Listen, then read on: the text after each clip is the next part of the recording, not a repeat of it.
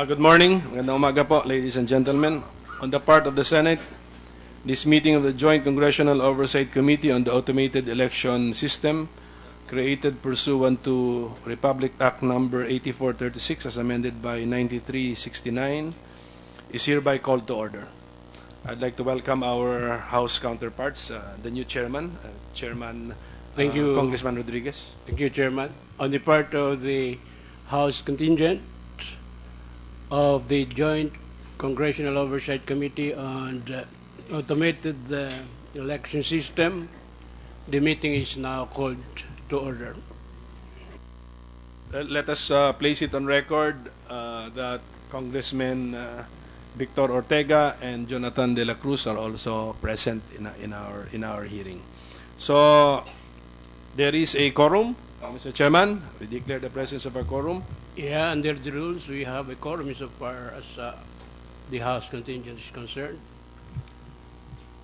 So we have a heavy and full agenda this morning because we would like to talk about as many topics as we can. So I will no longer read the agenda for today. Anyway, I think all of our resource persons have a copy of the agenda in writing. So I'd like to call Attorney Joey Garcia, our committee secretary, to acknowledge the resource persons present this morning. Okay, good morning. The Joint Congressional Oversight Committee on the Automated Election System would like to acknowledge the presence of our resource person in today's hearing. Chairman Andres D. Bautista, Commission on Elections, Commissioner Christian Robert S. Lim, Comelec, Commissioner Louis Tito Guia, Comelec. We have ASIC Raymond E. Liboro, member of the Comelec Advisory Council. Attorney Romulo Macalintal, election lawyer.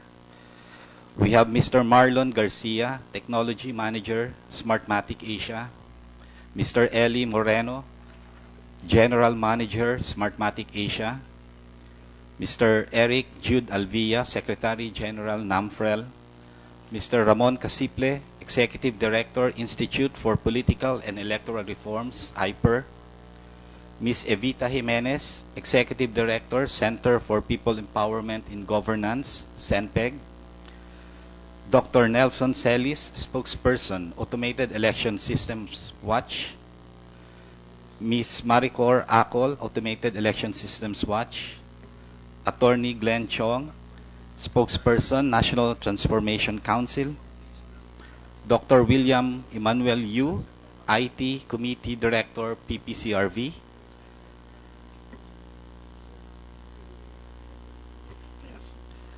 We have Dr. Arwin Serrano, PPCRV. Mr. Lloyd Zaragoza, Convener, Democracy Watch. Mr. Pablo Manalastas, Philippine Linux Users Group. Mr. Edmundo Casino, Philippine Computer Society. Director Eden Bolo, Member, Technical Evaluation Committee, Comelec. We have Attorney Ivan Jan Uy, United Nationalist Alliance. And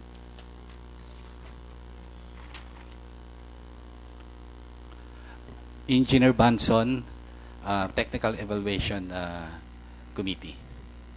Your Honors. Thank you, Attorney Garcia.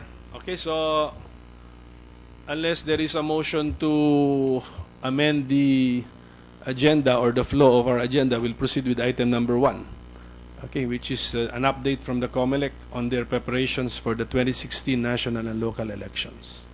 So, can we hear from the chairman, please? Chairman Bautista. Thank you, Mr. Chairman. On behalf of my colleagues, Commissioner Christian Lim and Commissioner Louis Guia, and the senior staff of the Commission on Elections, we would like to thank the Joint Congressional Oversight Committee led by Senator Coco Pimentel and Representative Oscar Rodriguez for this opportunity to provide an update on our preparations for the 2016 elections. We have prepared presentations for the various items in the agenda, I just wanted to know, Mr. Chairman, would you like us first to demo the machine, or we can proceed? That is actually number 2, part 2 of the agenda. So we can go with part 1 first, which is the timelines, and then we can proceed to the demo later. The timelines, better to start with that. Thank you. Okay, so at this juncture, I'd like to ask our project director, Senior Commissioner Lim, to provide us an update on the timelines for the 2016 elections. Thank you, Chairman. Good morning, Your Honors. If everybody will look to the screen, we have prepared a PowerPoint presentation on the comparative timelines between the original timelines we set during at the time of the bidding as compared to the timelines we have adjusted as a result of the events such as the trusted build. Okay, next slide, please. If you look at the timelines on when what is stated in the original, that is the original timelines we forecasted when we conducted the bidding. In the updated, that's the present current timelines we are using. And on the rightmost side is the costs of the modification of the timelines. So let me start with the hardware acceptance test. The original period for the hardware acceptance test was between the period of November 15 to February 15. In the updated timelines, it is now December 12 to March 30. And what were the reasons for the modification of timelines? There was a delay in the contract signing. In fact, the contract for the 23,000 units was signed sometime in the last week of August, while in the first week of September, the 70,000 was signed. Second, also, there was also a delay in the release of the VCM from the customs. We experienced that during the months of November and December. And third, the warehouse was awarded early November and was only ready in the first week of December. But however, in the contracts, we had an advance of 5 developmental unit sets. In September, the hardware acceptance test was conducted in Taiwan, and we had in October 35 units, which the hardware acceptance test, due to lack of space, we had to conduct it at the Smartmatic office in Fort Bonifacio. Now, for the systems customization, which was originally scheduled in August 15 to December 1, considering that the lateness in the contract signing, we had to move that up to December 21. We found we had, I think, about 140 requirements for system customization, which up to December 21, we were requesting Smartmatic to do. Now, the laboratory test, which was originally scheduled from October 1 to December 7, we had to move from November 9 to January 25. And the reason is, one of the reasons is, aside from the customization requirements, is that the delayed delivery, award and delivery of the CCS laptops. The CCS laptops was independently bidded for, and the winner of the CCS laptops was Microgenesis. Although it was not the lowest calculated bid, we had to have an extended bidding award process because I think the first 2 bidders were disqualified during post-qualifications because the prototype of the laptop they provided will not run. The CCS will not run. No? So it was only up to the 3rd bidder. So we had, for every bidder, we had to have 2 weeks to test their proposed equipment. So it was only when we reached the 3rd bidder that we made an award. Okay, next slide, please. Now, delivery of the final systems for the final review by SLI. Although we had already started as early as on August 26, we signed a contract with Sisters Labs Laboratories. We had already initially, as we found, we had submitted to them on a daily basis requirements, but the final complete we were only able to submit on January 15, 2016. No. Again, this is a timetable that is subject to the previous test, wherein any delay in the previous test will affect the timelines. No. Okay. And we also needed to send the CCS laptops to Denver, Colorado from a different supplier for testing because we don't want the Sisters Lab to test a CCS laptop that was different from the CCS laptop we were going to use for these elections.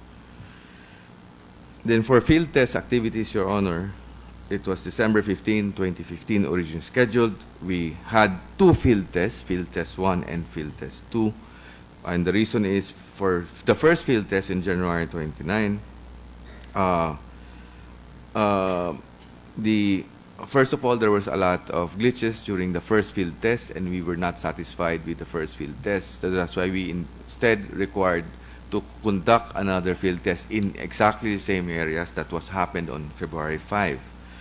And the reasons are, aside from same as above, the movement, but the other reason was that transmission used in the January 29 field test was not the final platform, because the transmission contract was only signed in February 6.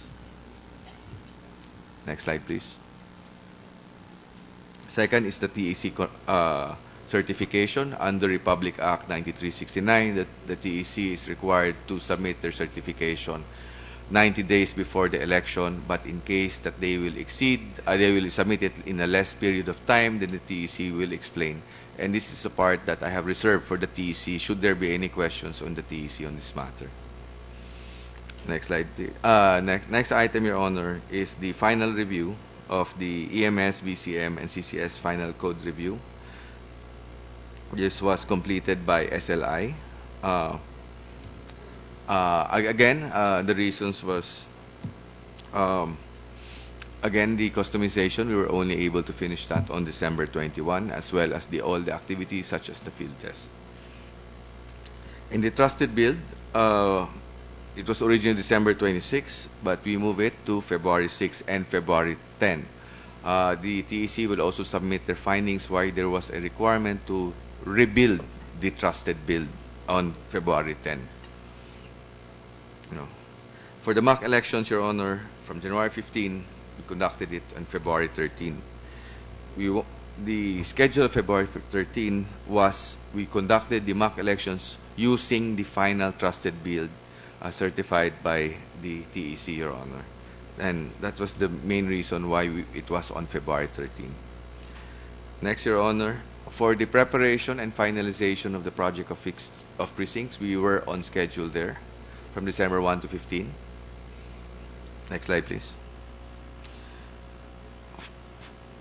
For the preparation of the and the finalization of the list of candidates, it was October 15 to December 15. We moved it from October 31 to February 3. And the reason was that the Comelec and banks endeavored to cleanse as much as possible the pending cases from let's say from the presidential candidates. From 130 candidates, we were able to trim the candidates to 6. From about 170 senatorial candidates, we were able to trim the list to 50. From 203 party list organizations, we were able to trim the list of party lists to 115, Your Honor.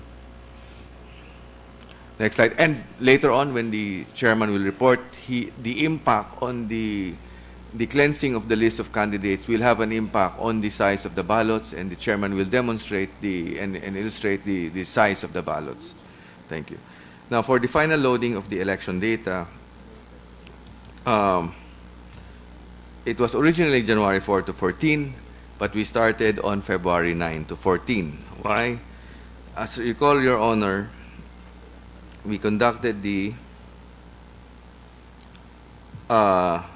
trusted build initially on January 26 for the EMS, and we reconducted the EMS on February 6, and after February 6 there were no more problems in the EMS. That's why we started loading the data on February 9, Your Honor. The final list of candidates was completed on February 3, Your Honor. And from the loading of the data, that's only at the time that we start the creation of the election configuration per machine, the ballot faces, and the keys configuration. So from 9 to 14, after that, it's the start of the creation of the election configuration. That's from February 15 to April 25. The dependencies on that is the EMS trusted build and finalization of election data, candidates, and project of precincts. Next slide. For the ballot printing, we were pleased to inform you that yesterday we started already with the overseas ballots.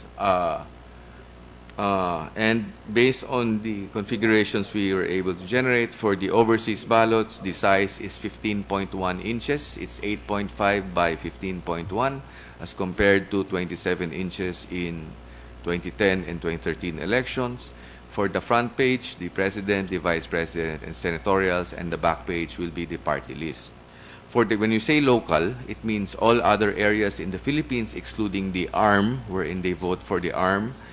The size is 17, but we're expecting about 20. This is still a far cry from the 27-inch ballot. Again, but in terms of configuration, the front page will feature the president, vice president, and party list. And on the back is the senators, then the local candidates. Now, the reason was that we wanted to minimize as much blank spaces on the ballot as possible, to shorten the ballot and make it more convenient for the voter and to speed up the printing. This flexibility is afforded to us by the new EMS, which was not available in the previous EMS used in 2010 and 2013. For the ARM ballot, although now it's stated as 19 on the worst, 90, for the ARM ballot, we're expecting about 22 inches, because aside from the other candidates in the ARM, we have to include Arabic translations in the position of candidates for the ARM. No. And in fact, there's one position in ARM wherein you had 34 candidates. So that's a problem. Okay. Now for the other activities, Your Honor, is the pre-lat. That is a procedure when we do the configuration and do the pre-logic and accuracy test. We are scheduled to start on February 25 to April 25, 2016, Your Honor. The dependencies for this activity is the final trusted build and list of candidates. Part of the pre-lat will be testing 3 ballots which will be shaded on the spot to determine the accuracy of the machine. And also part of pre-lat will be to synchronize the timestamps with the central server so that all machines will have the same timestamps. For the training of the BEI, we'd like to inform Your Honor that on February 11, 2016, the Commission and Bank had promulgated Resolution number 10057, which is the general instructions for the Board of Election Inspectors. We expect to begin training from beginning March 1 to 28.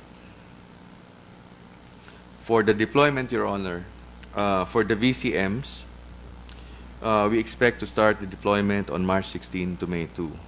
And the reason is that due to the lateness of the signing of the transmission contract, the SIM cards will be available only starting March 3, Your Honor.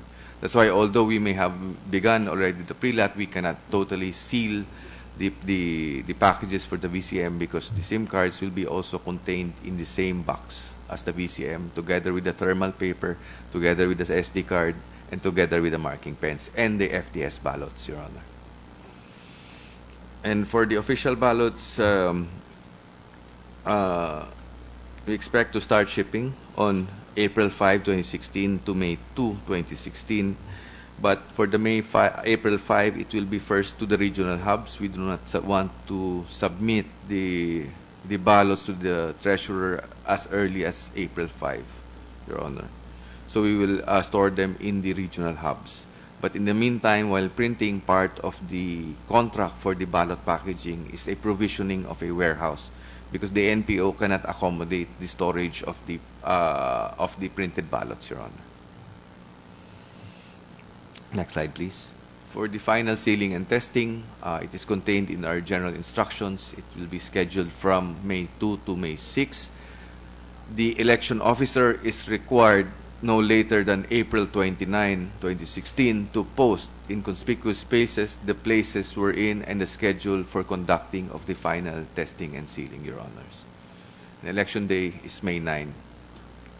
Next slide, please. Your Honor, this matter is subject of a different topic, but would you want to continue? Yes, thank you, Your Honor. This is the status of the deliveries of the VCMs and consumables. Next slide, please. Okay. For the VCMs, we have two columns. The first column is based on the 23,000 contract, and the second column is based on the 70,977 contract. And we conducted a repeat order. That's on the third column, and the total is 96,096. Okay. As of today, as recently updated,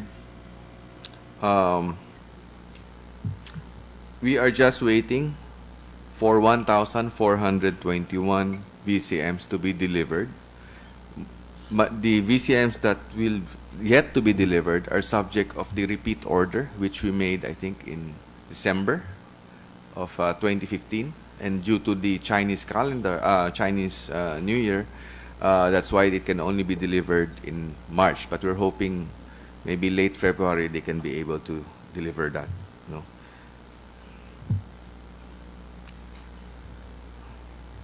So of the total 96,096, the VCMs that have been subject of a hardware acceptance test and accepted is already 93,570 VCMs. The VCMs that are still subject for HAT are only 2,526, Your Honor. So right now in our warehouse and in NPO, we have a total of 96,096. Next item. For the main SD cards, which is the total figure of 105,750, these have been fully delivered.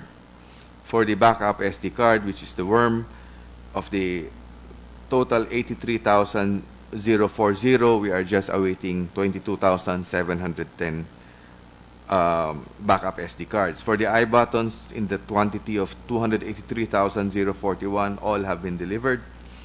For the headphones, the total figure of 93,977, all have been delivered. For the rolls of thermal paper, in the total delivery quantity of 1,064,957, all of this has been delivered. For the marking pens, in the quantity of 2,585,246, I'm sorry, this has been also fully delivered. For the USB modems, we'll be using Wi-Fi sticks for the modems of 93,977. This has been fully delivered. For the external batteries, which is also in the same quantities, 93,977. This is manufactured locally in Motolite in Bulacan. We had to stop, we had to slow down delivery because our warehouse could no longer accommodate. So we just accepted 21. As soon as we start the shipment, it will take about 1 month to manufacture the 72,877. So we will start production for the batteries, Your Honor. Our problem is congestion in the warehouse, and the batteries occupy a lot of space. And considering that the batteries are manufactured locally, we will not have a problem with the batteries, Your Honor. And for the external battery cables, from the figures of 79,515, we are just awaiting. What is left is 14,462. For the ballot boxes of 75,448, we are awaiting 18. Total delivered is 75,448. We are awaiting 18,529 ballot boxes.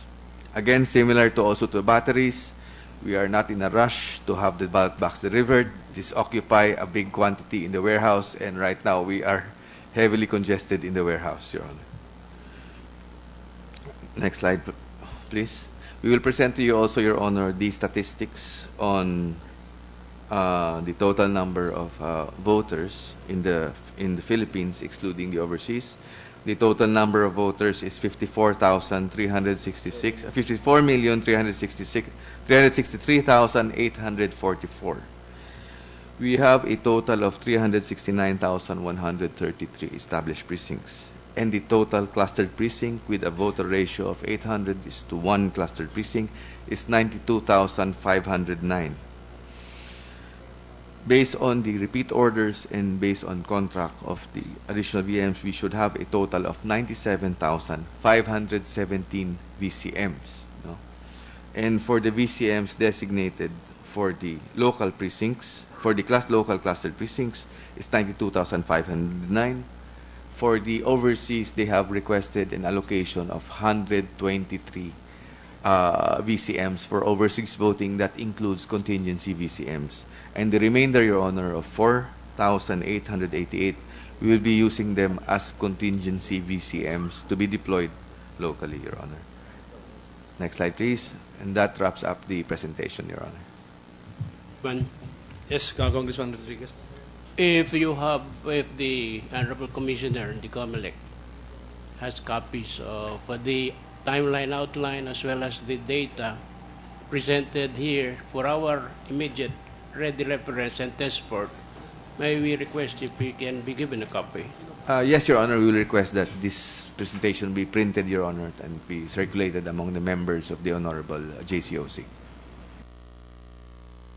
I would also like to recognize former Comelec Chairman, Attorney Sixto Brillantes, who is here with us this morning.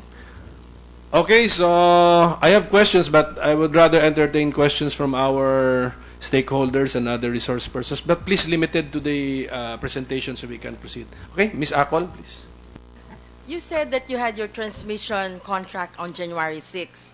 How come in the mock elections you did not use any of the modems or you used only the B guns? Okay, February 6, ma'am. We, based on communications with the subcons, which are the telecoms, they could not prepare the SIM cards, the special SIM cards ready for the mock elections, February 13. That's why we had to use the B guns for the transmission test.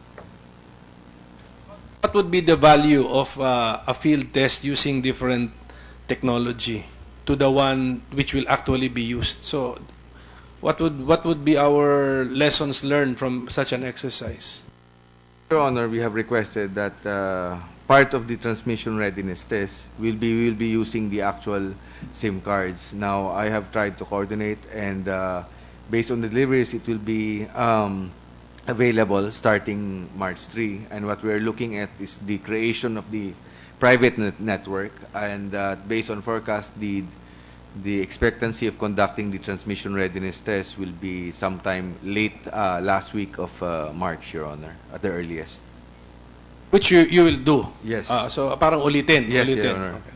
But we will not be focused, Your Honor, more on the processes of the voting, but more on the effect of the transmission devices, Your Honor. Yes. Different transmission devices. Because, just for the information of everybody, how much is our transmission contract? The total award, Your Honor, is 507 million. So for the 507 million contracts, the transmission, and the target, what is the target successful rate of transmission? It's unless the Smartmatic will be willing to subject to penalty, the target rate is 100%. That is correct, 100%. But we have never achieved that, no? Yes, Your Honor. Okay, so I hope that's the same target of the previous contracts, right, for transmission?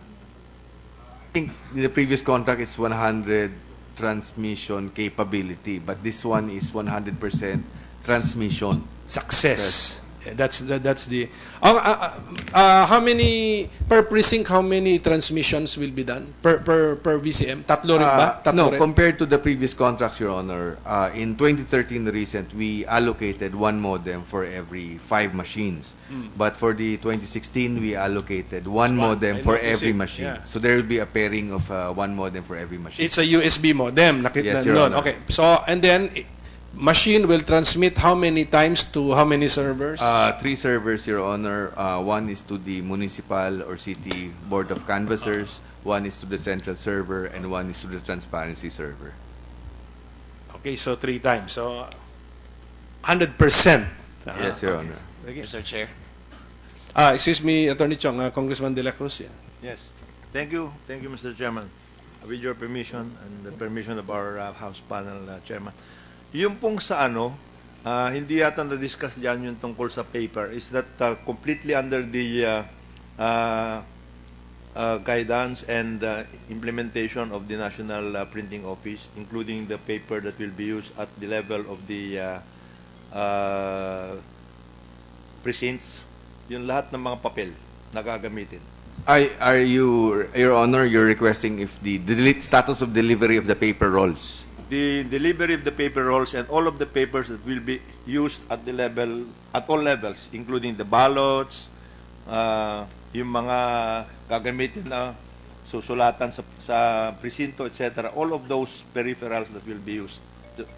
Ano ba yan? NPO na balat yun? Hindi, Your Honor. The ballot paper will be supplied by Smartmatic, Your Honor. the ballot paper, but the printing will be supervised by the NPO. NPO. And then what about all of the papers that will be used at the precinct? At the precinct, Your Honor, the thermal papers, they have all been completely delivered, Your Honor. Completely delivered, and this also sourced out of a Smartmatic. Yes, Your Honor. This will be wherein the election returns and statistical data will be printed on, Your Honor. Printer will always be the National Printing Office. Yes, Your Honor, under Republic Act 9369. When we say that all the thermal paper requirements have been delivered, you are envisioning that there is going to be no receipt given to the voter, Yes, Your Honor. reflecting his votes. Kasi, therefore, na-compute lang ninyo that this is good enough for the 38 ERs. What else? Ano pa ba ipiprint? There will be 2 sets, Your Honor, based on the configuration. There will be 30 ERs during final sealing and 30, testing, okay. and there will be 30 ERs after election day. Election day. And that's the statistical report, Your Honor.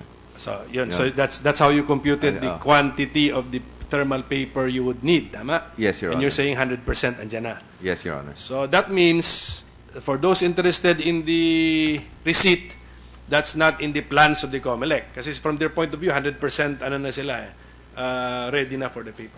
Yes, again, follow up from Congressman De La Cruz. Well, if that is the case, Mr. Chairman, I just wanted to find out what seems to be the problem with this paper trail as far as the receipt is concerned, because that has always been a big issue as far as transparency is concerned. So we just wanted to find out from the Comelec what seems to be the problem and what seems to be the alternative, if there's going to be any alternative at all as far as this thing is concerned. If I may respond, Mr. Chairman. Again, if you look at jurisprudence in Roque versus Comelec, the so-called VVPAT, or the Verified Voter Paper Audit Trail, was referred to by the Supreme Court as the ballot itself. So when you insert the ballot into the machine takes an image of the ballot. And in that case, they did say that that was really the paper audit trail referred to in the law. However, the current vote counting machine has the capability of printing a receipt. Now, we looked at the advantages and disadvantages. Definitely, there is an advantage of transparency and accuracy if you print a receipt. However, there are also several disadvantages. The first disadvantage is the issue of vote buying. As we know, this is a practice in many parts of the country, and if we print a receipt, it would really make it very easy for a voter to collect from the candidate that he or she promised his or her vote to. So that's one. Second is the issue of time. We estimated that it will take about 13 seconds to print a receipt, another 15 to 20 seconds to read the printout, and again, several minutes in order to change the ribbon once the paper is finished. It will add about 5 to 7 hours to the voting time. And again, as you know, one of the challenges of our elections is the long lines, the long queues, and we believe, again, this will be a deterrent, or it may disincentivize voters to vote on election day.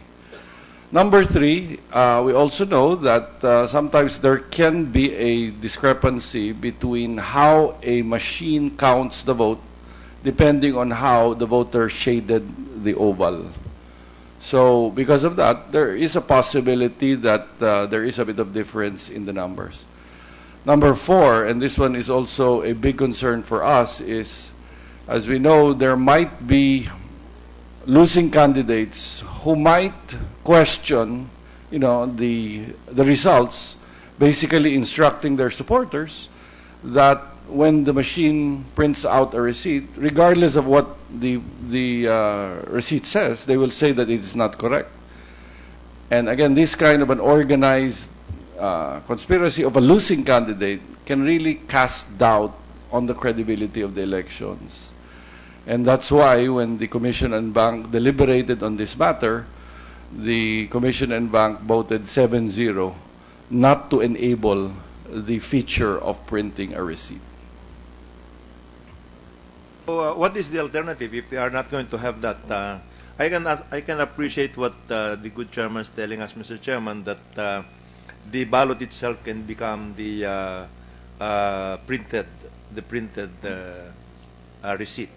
But there are certain sectors that are advising and telling us that that may not be enough for the purpose, and therefore, if it is possible, perhaps if there are some members or stakeholders who are here who may be able to give us some information about this, perhaps you can give them time. There will Mr. be, Chair. there are other ideas, but Congressman Ortega wants to ask a question. Attorney Chong, you're next. You will be next. I heard the term long lines during election day. My only question, Mr. Chairman, is has the Comelec considered special consideration for the disabled and the senior citizens during the voting? Yes, we have, Mr. Chairman. In fact, that's one of our priorities, that, in the setting up of accessible polling precincts. One of the things also, and again, we have here Commissioner Luigia, who has been the advocate for this activities since he started with the Comelec. We are also looking at conducting an accessibility audit of the various polling centers, and that also we're looking to improve the signages come election day, because also one of our insights in previous elections is that the voters get confused in respect of where to line up, how to find their precincts. So we would also like to improve the signages in our polling centers. Thank you, Mr. Chairman.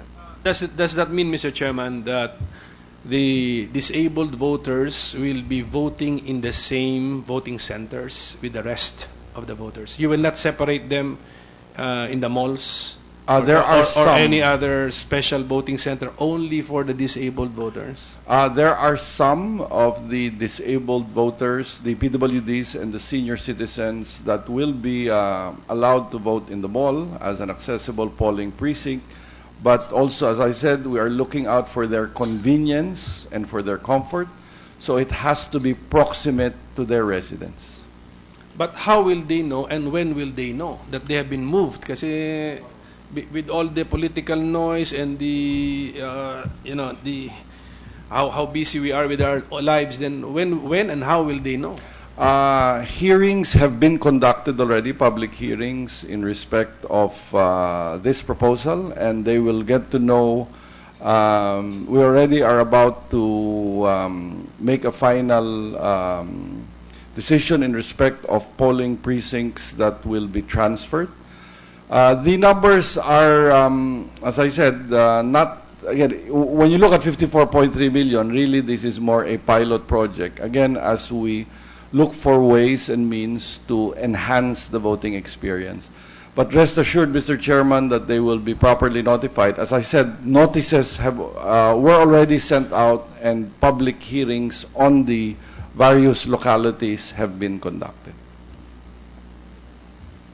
Iba yung hearing. Yung hearing kasi is whether the voters like it, like the idea That's or not. correct. But in implementing it, ang dami nyo ng problema. Well, dagdagan nyo pa ng problema. Anyway, every time the Comelec, my personal opinion is that they should go slow in mall voting because they might not have the proper legal basis to move it to malls. But I noticed yung order nyo for headphones. Is that related to the disabled voting? Yes. You have order for headphones. That's correct. And That question is- ko, what is that for? That is for the for those who are visually impaired, and for those who are illiterate who need an assistor to vote. And therefore, this is a mechanism that will allow the voter to verify whether or not the assistor really followed his or her instructions. Because you will hear the names of the candidates that you voted for. Okay, so the illiterate voters will be given this feature. There is bali a vote. There is a system which will now inform the voter of how the machine counted his or her vote. You know, yun? Through voice. That's right. As to who the voter voted for, according to how the assistor filled out the ballot. Yes. But how about the ordinary voter, the literate voter? Will you use now the screen to tell him? Well, that's the thing that we are debating upon, and in fact, later on, we would like to show it to the members of the committee so that you can appreciate better what this feature is. No decision yet. Yun ang gusto mo sabihin. As of this there moment. was a preliminary, but no hard decision yet. Where is the preliminary decision leaning? Towards activating the screen or not activating it in terms of informing the voter how the machine counted his votes? As I stated earlier, in respect of the printing of the receipt, the vote was 7-0. Iba yun, sir. Iba yun. Dito, it was 4-2 ang not to activate. But again, as I said, hindi pa but please, we would, also perhaps it would interest the committee to know that we have been conducting consultations with various stakeholders in respect of these features to find out. I think PPCRB came out with a position paper, and there are other groups that have told us what they thought. But we will also would like to solicit the observations and the suggestions of the committee in respect of these matters. But these new machines have a bigger screen, no? Compared to the ones we have used in the past two elections. Tama? We have brought both machines, so you will see the difference. It's bigger. Yes. For the record, it's bigger. Yes, it is. Okay, so Attorney Chong. Mr. Chair. Attorney Chong, excuse me. So Congressman De La Cruz. Yes. Thank you, Mr. Chairman. Before Attorney Chong comes out with this statement, perhaps the Comelec may consider putting the senior citizens voting in the instead of the malls, for example. We have a lot of senior citizen centers all over the country, Mr. Chairman. Probably they can consider that for purposes of voting of the senior citizens, because they already know they go there every so often. They hold dances, etc. They have their own activities in many of the municipalities in the country. Thank you for the suggestion. The challenge there, Mr. Congressman, is that, again, we would like to allot machines for the senior citizens. And if you take them away from their precinct, what will happen is that they will be like detainee voters, wherein ballots will be brought to them, they will get to fill them out, but then the ballots also will be delivered to the precincts where they come from. And many of the senior citizens that we consulted with didn't like that. They want the ability to be able to insert the ballot themselves. The same thing with the PWDs. And you know what's good, though, is that if they're part of the regular precinct, is that they get a priority. So it's like business class, they will get a different line. So I think that they are quite happy with the current setup, at least from our consultations with them. That was just a suggestion. That was just a suggestion, and as I said, instead of going to the malls... Pero para maintindihan natin, because the senior citizens are actually not separated from the regular established precincts, while those you intend to experience small voting are the disabled voters ba? PWDs? Some. And these are separate precincts by themselves. Tama po ba yan? Pagkaintindi ko? No. Kasi nga po, ang gusto natin mangyari is that talagang may makina sila na mag-insert. So ang ginagawa namin, humahanap kami ng mga presinto na mayroong mga senior or disabled at ililipat yung buong presinto para rin po yung kanilang priority ma-maintain.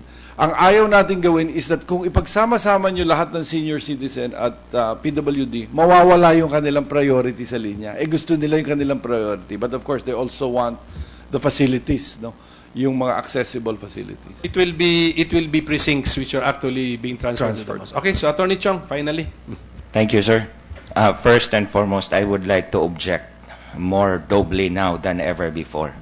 It seems that the Comelec is already prepared to give voter verifiability to our PWDs, whereas for the general public, no provision can be granted. I find it so absurd, Your Honor. It's so absurd that karamihan no tayo, we are able-bodied, we can read, we can write, yet we are prevented from verifying our ballots. Whereas the few PWDs, without bias to them, they are willing to allot money for them so that they can verify it through their ears. Whereas tayo, hindi pwede. I find it so absurd, Your Honor. But I would like to answer point by point yung sinabi po ni Chairman. Nag-submit po kami ng position paper with this Joint Congressional Oversight Committee, and we would like to request her to use the projector to show our proposed uniform physical setup to answer the concerns of Comelec. Para ho mapag-usapan natin ang husto, sir. Okay, can we prepare the screen? But in the It's meantime, already, sir. Yes, sir. Attorney Chong, si Attorney Makalintal wanted to say something. Thank you, Your Related. Honor. Sir Chairman, I just want to ask from the Commission on Elections how many ballots would be used during the field testing, Your Honors, per precinct?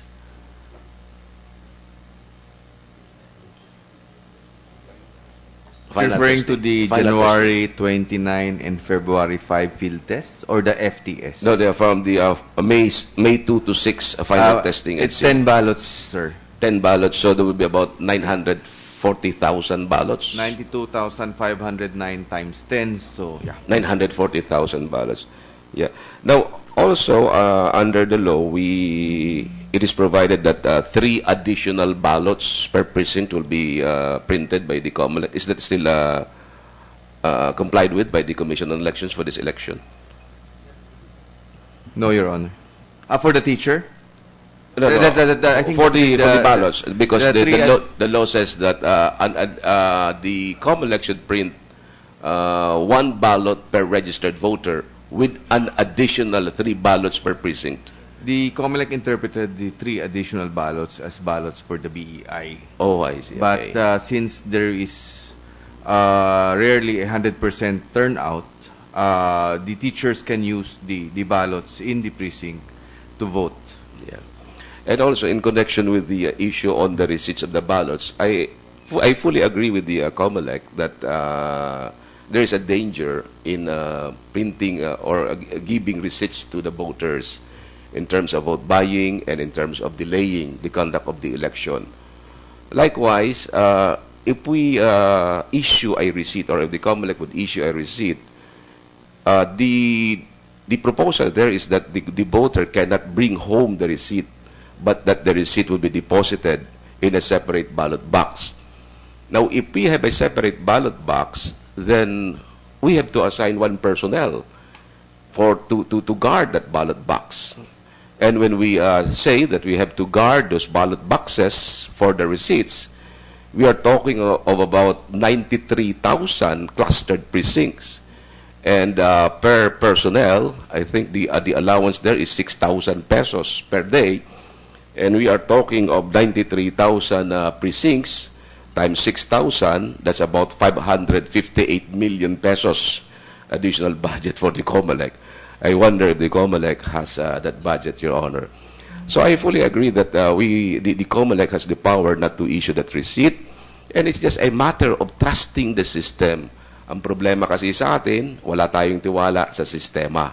Na nawili na lang tayo na hindi tayo nagtitiwala sa sistema because of our culture of mistrust. But if we could trust the Comelec and the way the Comelec is now conducting itself, then I think that there's no need for us to pursue this issue on issuing receipts during election time. Thank you very much, sir. Your Honor. Let's go back to I think- Attorney Chong. What will this be about, and how long will It's your presentation just be? not much, mga 10 minutes all in all to What answer. is it about? Chairman. It's to answer the charges of vote buying. And the paper trail? Yes, of course, sige. Your Honor. And also to answer Attorney Maracalintal on his concern about the ballots being guarded, we will show it how this Okay, can be so done tama, okay. without additional cost to the government. Okay, can we listen to the presentation of Attorney Chong? Your Honor, let me begin. Ang sabi po ni Chairman Bautista na there's a decision in Roque Jr. versus Comelec that was decided by the Supreme Court 10 months before the 2010 elections. In other words, the Supreme Court was looking not at the actual operation of the election on election day, but on capabilities of the machine. Now, I have read that portion of the decision ang nakalagay ho doon, isang paragraph lang po. At hindi ho sinabi, malinaw nung hindi sinabi ng Korte Suprema na ang ballot paper is the voter verified paper audit trail. That was simply an obiter, and we know as lawyers that ang isang obiter does not set precedent. Thus, the court is not bound to rule the same way because it is not a precedent. Now, and also, Your Honor, the subject matter of Republic Act 9369 is the Automated Election System Law. Now, kung ang balota ho ng botante ang voter verified paper audit trail, it could not have been supposed by the law that the voter will verify himself. What the law presupposes is that the ballot must first enter into the machine to be processed by the automated election system before it can be considered as the proper subject of voter verifiability. Dapat to, hindi ho posible, sir, na ang balota ko, na ako ang nagsumulat, ako rin ang magbe-verify ng sarili ko. Because the subject matter of the law is the automated election system. Therefore, the ballot must first fall into the machine before it can be the proper subject of verification. Otherwise, the interpretation of the good chairman is rather misplaced. Now, next slide na lang po. I will not discuss anymore the fraudulent schemes. Let's talk about the time and motion considerations that the Comelec had been talking about, sir. We make a comparison in comparison 1 between 2013 and 2016 elections. There are 51.3 million voters multiplied by the turnout rate of 77.57% in 2013 divided by spread over 77,829 picos. The average voting population per cluster precinct is 512 po. We had 12 hours of operation. That means each voter used 1 minute and 25 seconds to cast his ballot on the average. In 2016, however, we have 54.3 million registered voters at a projected turnout rate of 80%, spread over 92,509 VCMs, or an average only of 470 voters per clustered precinct. So all in all, sir, we will save at least 1 hour in these coming elections po. And that's the computation. Wala pong pinakitang computation ng Comelec. Sa live lang po nila. Now, with respect to comparison number 2, on printed voters receipt and slip the screen. Ito ho yung dalawang comparison, sir. If you have 470 registered voters, average, using 13 seconds per receipt, you would need 6,110 seconds or 102 minutes all in all. Meron tayong savings na 1 hour this time. So the net extended voting time would simply be 42 minutes. However, sabi ho ni Marlon Garcia, I talked to him personally, and he can confirm it, that 13 seconds is quite long. That's what your words, Mr. Garcia, right? That was what your words when you told me. It's about half that one. Sabi mo, you said that. Okay, half lang daw, sir. So 6.5 seconds lang pala. Times 470 on the average is 3,055 seconds. Or 51 minutes. So, meron tayong savings na 1 hour.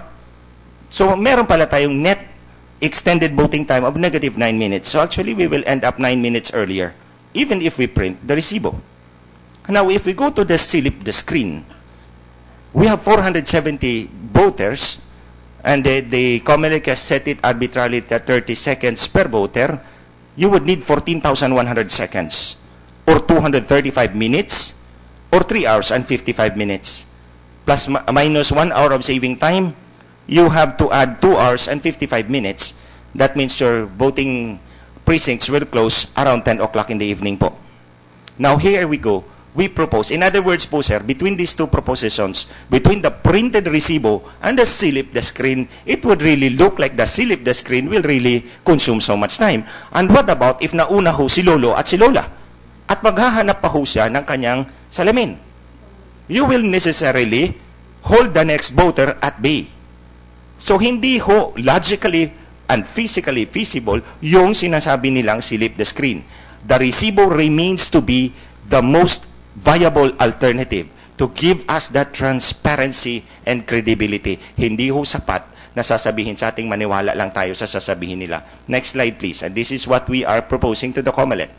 our proposed uniform physical layout of precincts, classrooms po. Pagpasok po ng botante, diretso kayo sa BEI, who is manning the polls. Verify yourself there, sign the election day certified voters list, and then you go to the middle to vote. Meron na ho kayong dalang balota.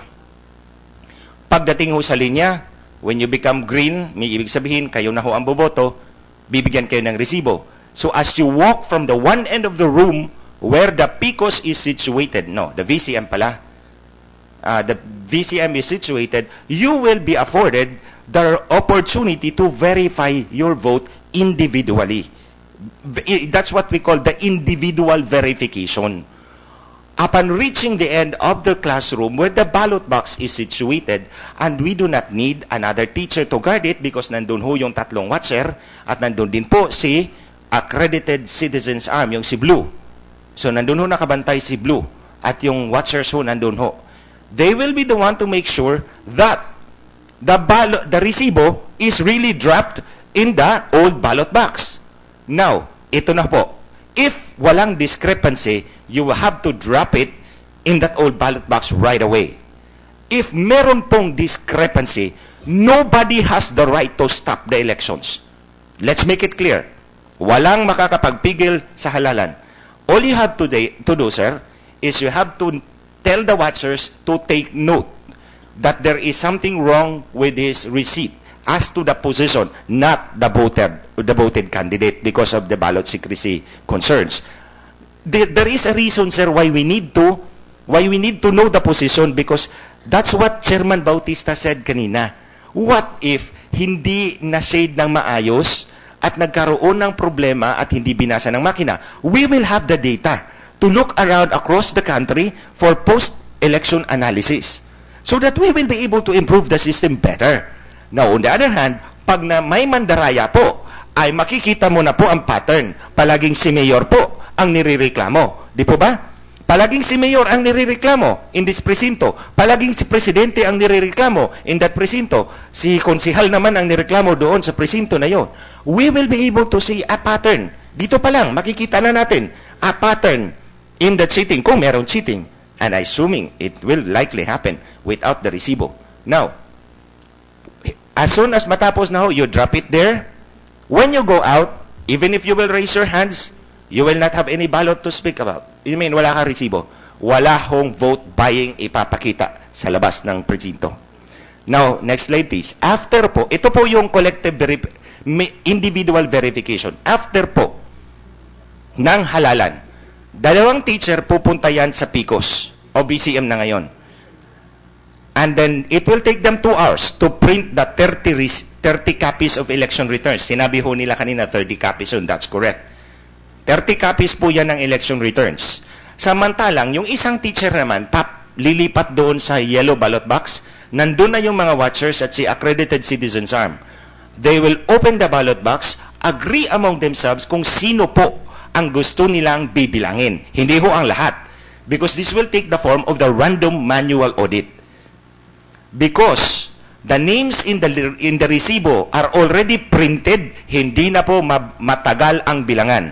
Doon tayo natatagalan sa pagsulat dati in mano-mano. But because this is printed, mabilis ho ang bilangan. Besides, you're not going to bilang everything. Ang bibilangan lang ho nimo, pwede ho Pangulo, Vice Pangulo, to make sure that we have really a rightly elected, truly elected President and Vice President, o kung local official man, si Mayor, si Congressman, si Governor. So pagkatapos hunan, after you have your manual verification count, which you counted openly and publicly, you will compare that with the VCM count, which was counted secretly. Kasi po kung may dayaan, it will have to happen inside the PICOS. It will have to happen inside that machine. So, wala ho tayong paraan na ma-verify natin kung tama ho ba talaga ang pagbilang. Because ang pagbilang ho nasa loob ng makina na yan. We will not be able to see anything there. Except that we will have the means to verify na yung sinabi ng makinang iyan ay tama dahil meron tayong resibo. And so, because of this, sir, we will have absolute honesty and transparency guaranteed by 2 things, individual voter verification and collective vote verification. Wala hong mandadaya dyan. Now, next slide please. Ito po yung procedure, sir, We have outlined the procedure. We have given the position paper to Comelec, and I hope they will. No, they have not considered it because they are not printing the resibo, but I don't really see any reason. As to the organized conspiracy po, sir, we have to understand, Your Honor, that the law is very harsh on electoral sabotage and election offenses. Wala hong magdrama doon sa presinto, Chairman, para sabihing dinaya siya doon. Otherwise, you will risk prosecution, which are actually, the tools are within your hands, within the hands of the Commission, to instill fear on this organized conspiracy thing. Pwede hong matakot sila, sir, because this is a non-bailable offense, and you have the power absolutely in your hands to go after them. So hindi Are you done, Attorney Chong? Hindi. Tapos na po yan, sir. Okay, can you give the panel also a copy? Yes, I will give you a copy, sir. And then finally, Can you end, please, sir? Yung isa pa hong sinabi ni Chairman about the changing the ribbon. This is thermal printing, sir. Wala hong ribbon dyan gagamitin. There is no ribbon gagamitin dyan. Thermal paper. Change the paper. And then, sir, Finally, finally, Your Honor, we asked the Comelec to set the rules by which we can conduct exit polls. We have to conduct exit polls across the country, meaning to say we will simulate the voting inside the precinct doon sa labas ng polling center. Just to make sure, kung hindi ho tayo bibigyan ng resibo, we will go into massive exit polls outside according to the Supreme Court in Comelec, ABS-CBN versus Comelec, GR number 133486, exit polls are allowed and it cannot be banned by the Comelec. So we would ask them to provide the rules. And finally, sir, yung random manual audit, sir, we propose that the identification of the clustered precincts to be subjected to the random manual audit can only be made after the electronic transmission have commenced.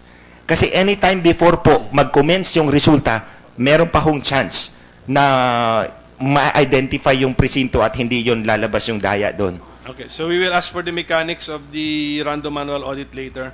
So, one question to the, kasi medyo specific presentation, is it already too late for that? Too late. Kasi nag-order na kayong papel, tapos na. I mean, close na yung mind ng Comelec. There will be no receipt given to the voter. Tapos na po yan. Is that what you're telling us? Well, as I said, Mr. Chairman, nagkonsulta na po kami sa iba't ibang mga stakeholders. Pinag-aralan na po namin. Tinignan namin. At again, in fairness to Attorney Chong, merong mga magagandang punto siyang sinabi.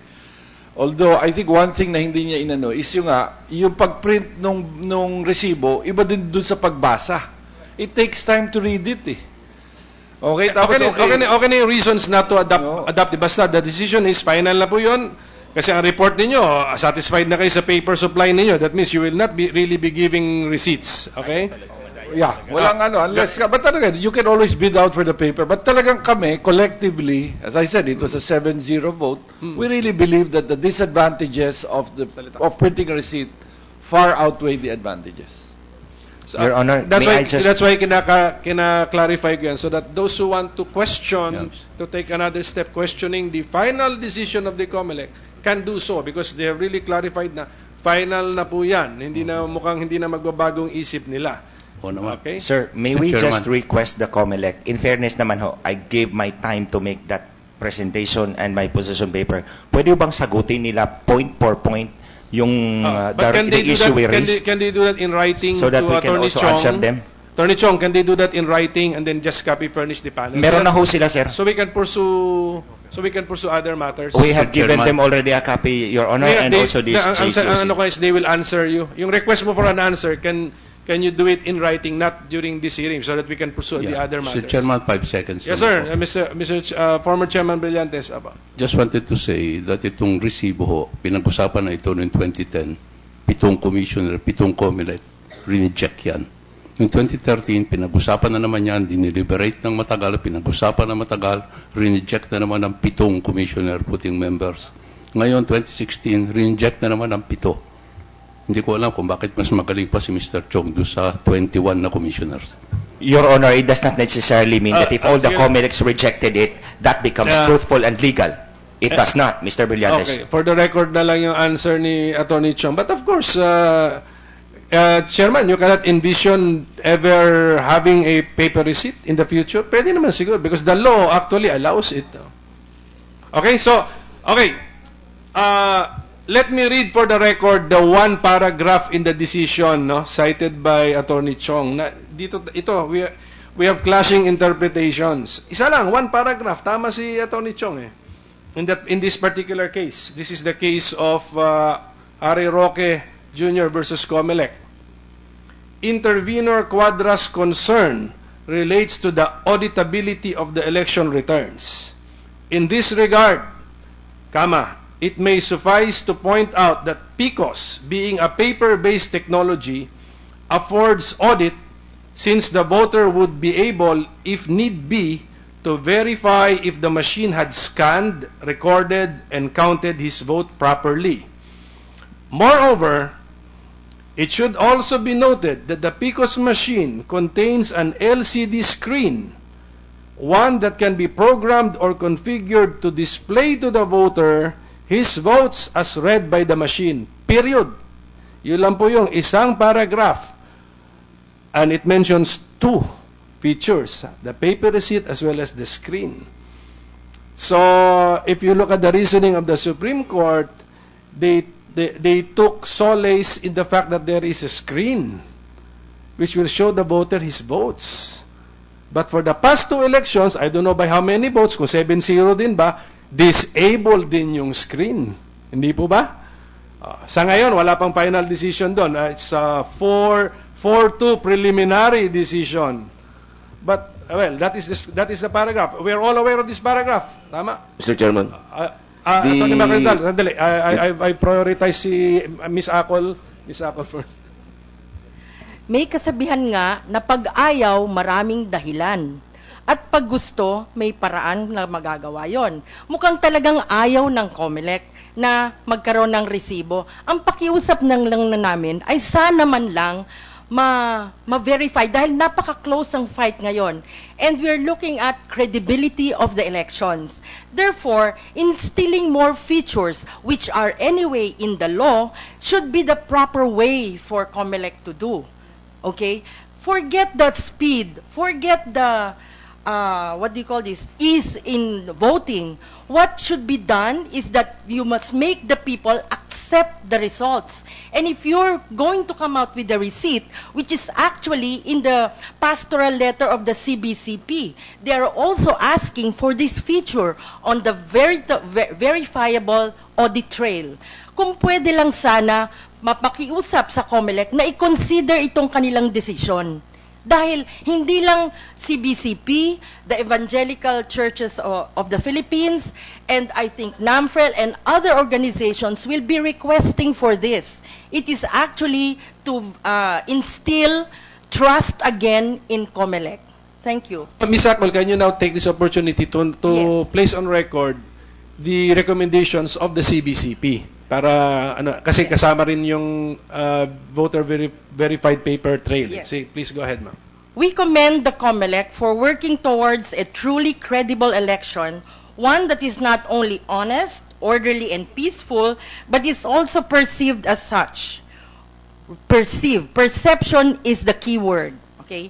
We pray and urge Comelec to be strict and scrupulous in following the safeguards provided by law towards this goal. The safeguards asked by the automated election law call for A, the voter verified paper trail, VVPAT. B, the use of ultraviolet lamps to verify official ballots.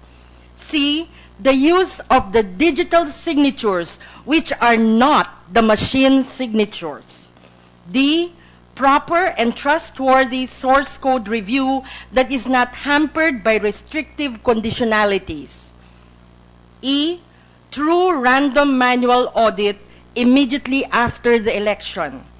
And F, inputs in the Comelec public website that make known to the public the election results by precinct, which are actually digitally signed. Okay? Thank you. Evie Jimenez, Mr. Chairman, I just want to make very, very short comment on that. With Evie's permission, sige, Atty. On that Macalindal. decision of the Supreme Court that you read, very important only. The decision speaks of the PICOs. We are talking here of BCMs. It's the same banana. Precisely, we have to inform the public. That's my point. Because the public might be asking, ano ba yung BCM? Usap tayo ng usap ng BCM. Siguro dapat nating ipaliwanag sa taong bayan, yung BCM ay PICOs at ang PICOs ay BCM. Same banana. Yun nga sinasabi po ninyo. Para maliwanagan lang. Kasi ngayon ang taong bayan, akala nila ay wala na ang PICOs. Yeah. Yan hong BCM na yan, yan ay PICOs. Opo. Hindi natin dagdagan, Atty. Macalindal, same supplier? Okay. Sige pa, Ms. Evie Jimenez, Okay, please. thank you. Thank you very much, Attorney Macalindal, because you opened up actually a can of worms in that statement. The PICOs, the VCM, are two different animals. The PICOs that was used, the system that was used in 2010 and 2013 was owned by Dominion Voting Systems, Canada. The VCM, kaya binago po, ay ang vote counting machines, VCM. Before that, they went back to calling it OMR, which is a generic name. Now it is called VCM. Mga kababayan ko, ang VCM at ang PICOs magkaiba. We are actually pilot testing a new system now owned by Smartmatic. Sila na po ang tunay na may-ari ng sistemang ito. Kaya nga po nag-away-away ang Dominion at ang Smartmatic noong 2012 ay dahil po sa ganitong awayan sa sistema. Ngayon po, ang timeline na kaninang pinag-usapan ay punong-puno ng salitang delay. Ito po ay katanggap-tanggap na, marami pong delay because we are actually pilot testing a new system. Marami po mula sa source code review, nagkaroon ng trusted build, January 26, dineposito sa Bangko Sentral, nagkaroon uri ng rebuilding ng trust. That is why, Attorney Macalindal, we cannot trust the AES now. In fact, the Comelec is rebuilding the trust on the source code that was reviewed. February 12, binalik. Hanggang ngayon po, hindi totoo na tapos na ang source code review sapagkat tuloy-tuloy pa rin po ang gusto ng mga programmers na ayusin ang mga problema na lumitaw. Okay, ngayon po sa mock elections, gusto ko lang po iulat sa inyo, I'd like to report this. Ang babalikan po natin ang issue ng transmission. 58% po ang transmission noong Sabado. Meron po tayong 40 PICOs. VCM po yon ng Smartmatic. 20 city municipal CCS. 9 na provincial CCS, yung Canvas and Consolidating System. Isa pong national CCS at transparency server. 41 out of 71 ang naging transmission. Balikan po natin ng 2010. Sinabi rin ng Comelec noon na 100% ang magiging transmission. In reality po, ng 2010 ay 9% ang naging transmission. Noong 2013, it worsened to 24% ang transmission rate. Failure ang transmission noong 2013. Ngayon po, we had a glimpse of what was transmitted last Saturday. Nagkaroon po tayong problema, naghahanap ng signal kung saan-saan. Ano po yung contingency na inilabas ng Comelec? Wala po kaming nakita. Hinanap pa rin ang signal. In short po, ay patuloy ang pagbibuild ng trust sa AES. That is why, as of this moment, we have to face the reality that while we are pilot testing the new system, Kailangan po ngayon ng maraming mga programmers na pumasok para ayusin yung bagong sistema na dinisenyo ng Smartmatic. Hindi natin kailangan dito mga abogado. Hindi po natin dito kailangan mga politiko. Kailangan po natin ngayon ang mga programmers para magtulungan. Kasi po kung tayo mag-aaway-away ngayon, at the end of the day, it will be Comelec that will decide. We know that. But in the law, sinabi na po ang mga minimum requirements. We have to follow every minimum requirement demanded of having a system that will work and that will rightly count our votes. Nagkaroon po ako Ms. ng... Jimenez, you represent an organization, di ba? Like CBCP, do you have some recommendations to make? Opo. Please go ahead, ma'am. Nagkaroon po kami ng Automated Election System Watch na star card at lumalabas po na ang preparasyon ngayon ng Comelec para sa pilot testing ng bagong sistema ng Smartmatic na VCM ay nangangailangan po ng marami pang pag-aayos. Wala na po tayong panahon dahil 3 months na lamang. Pero at this moment, ang aming plampong rekomendasyon ay una, hayaan po ang maraming programmers na pumasok at ayusin, lalong-lalo na ang source code, na siyang recipe, na siyang utak ng tatakbong mga makina. Pangalawa, nais po namin na sa pagbabantay, unang-una, ilabas na ang resulta ng eleksyon, maging transparent ang paglalabas ng mga datos sa antas pa lamang ng MBOC. MBOC po, mula sa mga presinto, lahat po yan ay aakyat sa Municipal Canvassing Center. Doon po ay agad-agad nating makukuha ang mga information. Maari po bang i-activate ninyo ang LCD, ilagay agad sa website ang mga resulta? Mula po sa MBOC, yan po ang problema. Kung nakita natin ng Sabado na 54% lamang ang umakyat ang transmission rate ng mga datos, pagdating po, ito po ay wala pang congestion ng signal. Pagdating po sa araw ng eleksyon, dahil po sila ay nag-sign ng kanilang kontrata noong February 6 lamang sa telcos, wala po tayong panahon para maging maayos ang connectivity at ang transmission sa iba't ibang lugar ng bansa. Nais po namin agad sa municipal level pa lang ay i-post na ang mga datos ng eleksyon. Pangatlo, kailangan po namin, at tingin ko, sinasabi ni Chairman Bautista, sir, na unfortunately po, itong aming hanay dito ay hindi po kasama sa stakeholders na nakonsulta ninyo. Kasi po, kung inyo ko po kaming kukonsultahin, nangungulit na po kami noon pa lang na ang may-ari pa ng sistemang eleksyon na ito, automated election system, ay Dominion pa. Sabi na namin ay please, magkaroon tayo ng resibo.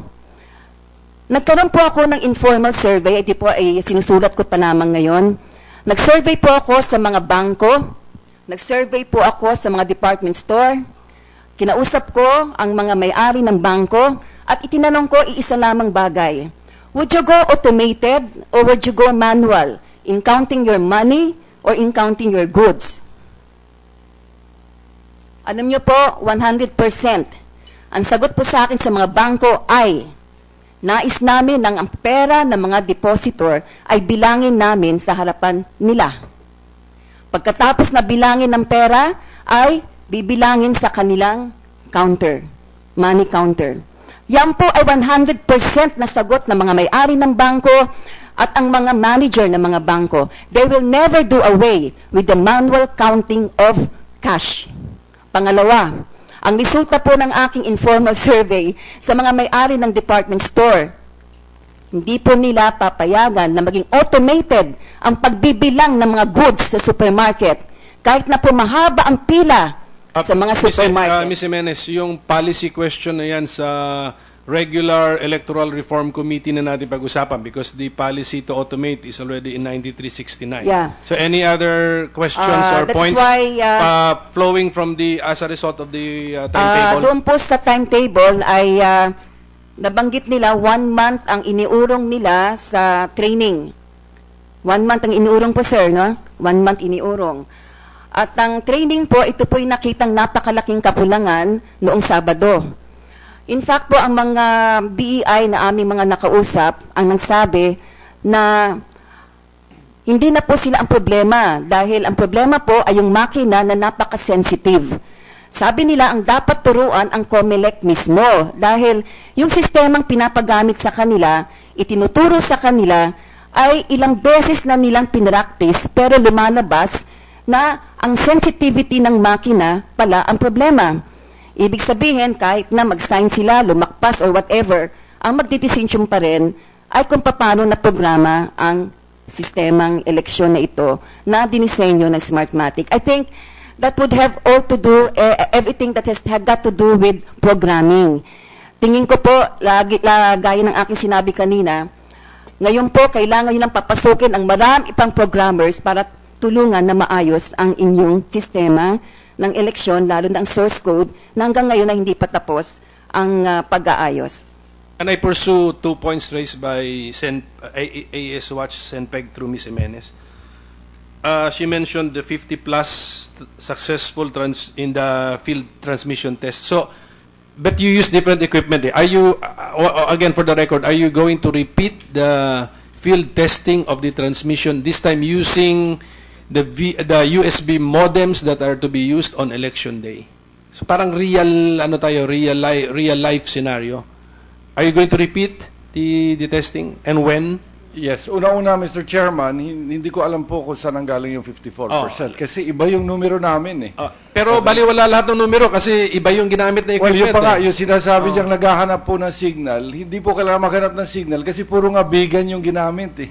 Sige po, let's not debate on that. But it's not, yes, we will come up with a new transmission test, readiness test. When? Yung last week of March. And that's when we will already have a combination of SIMs as well as, kung wala talaga signal, bigan. Kasi yun yung contingency plan. Opo. Even on election day. That is correct. Okay. And then the second point, are the machines too sensitive? Ano to na, yung may footages din na I think the rejection rate is too high? Merong pero medyo naayos na po natin yan. No? For example, may nakita na yung sa balota, yung pirma ng BEI chairman lumampas dun sa kahon. And therefore, because of that, hindi pumapasok yung balota. Pero nung inayos, okay na. So merong mga nakitang mga kumbaga pagkukulang, pero wala naman po ngayong kumbaga bagay na hindi naman naayos. Was the remedy a change in the programming? Was it an introduction of a new code? It's ballot design, Your Honor. Hindi sa code, wala. sa design ng ballot, Your Honor. So hindi apektado yung mga source code review? Yes, Your Honor. Also, speaking of the source code review, Mr. Chairman, ito nga, no? So we already had the first part of the review. And again, let's place it in the context that in 2010, less than a month was given. In 2013, only 4 days was given. This 2016 election, 7 months are being given to interested parties. So we had the base code source review that already started last October at De La Salle University. Yung second phase is starting, no? Ito na yung customized, tailored review. So we invite all interested parties, please look into the source code. Kumbaga, and give us your comments, provide us with your comments. Okay, we have your Dr. Manalastas. Who has been with us, no? Dr. Manalastas has been attending our reviews. Kaya nga, but yung mga iba po, hindi naman nag-a-attend. Sige, can we go to source code? Dr. Manalastas and then Attorney Uy, I think. And then Dr. Celis later. Sige, Doc.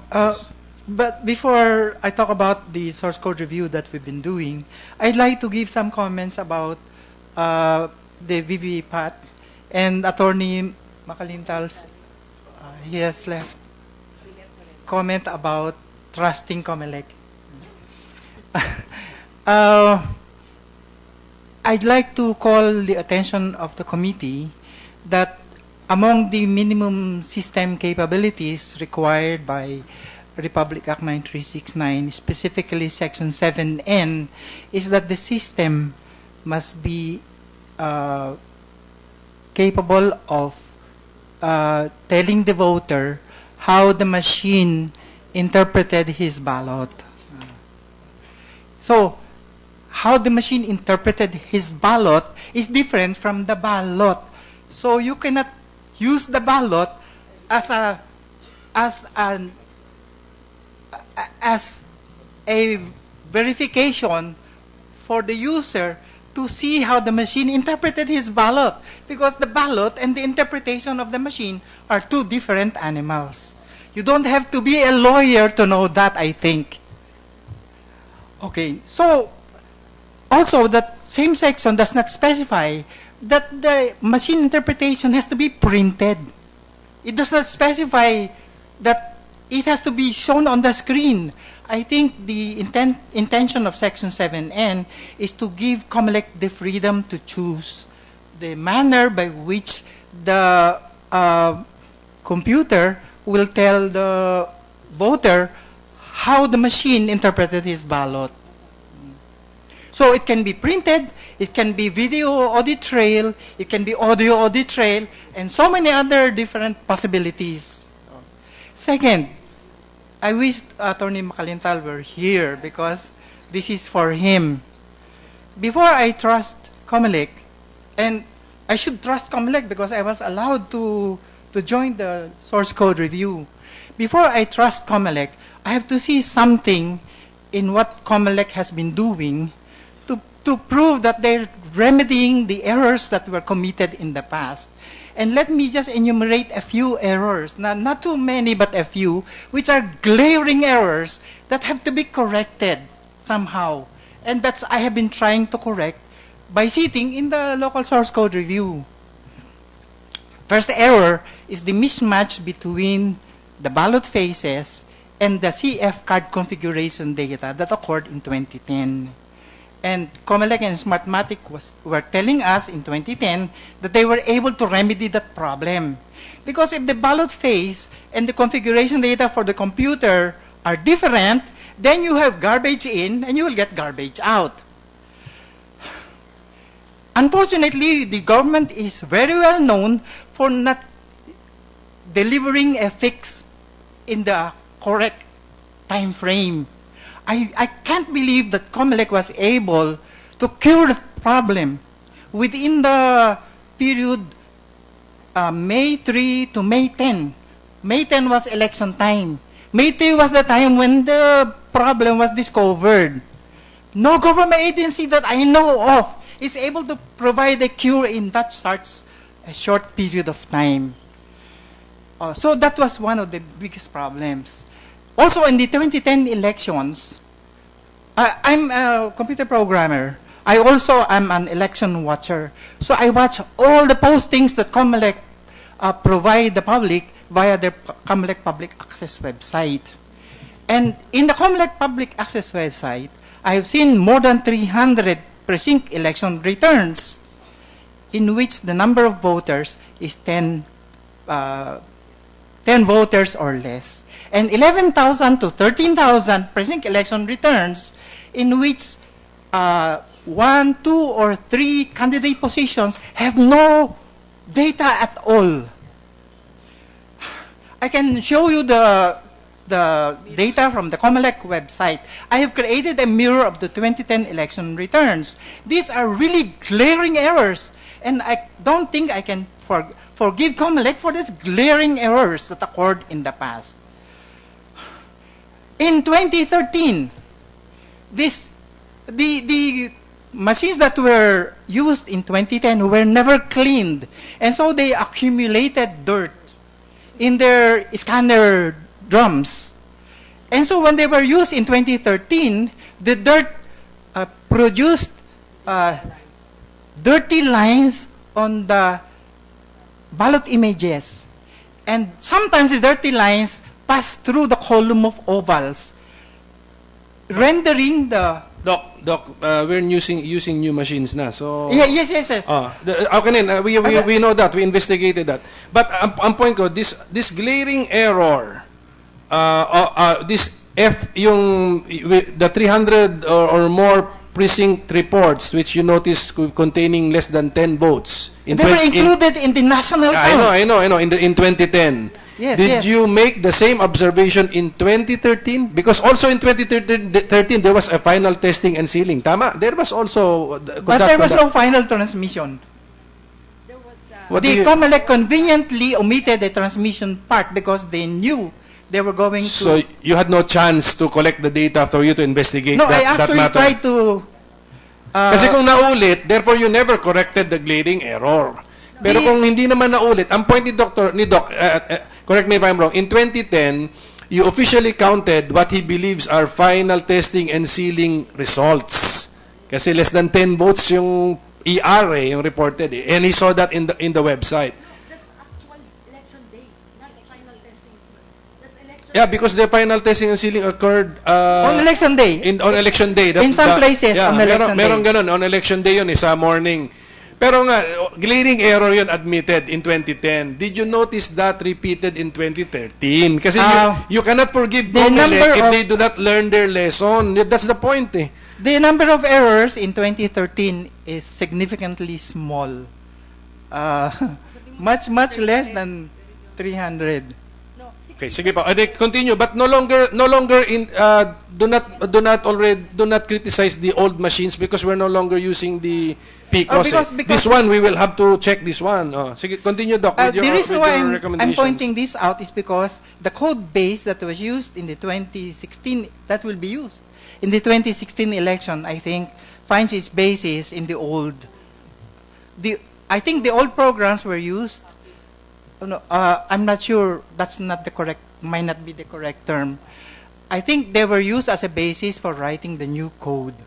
The new code for 2016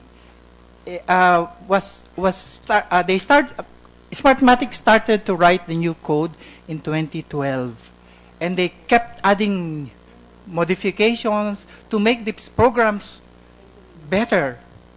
And I'd like to commend Smartmatic for doing that. No, I think Smartmatic is trying its best to provide us with computer programs that will answer the problems that happened in the past.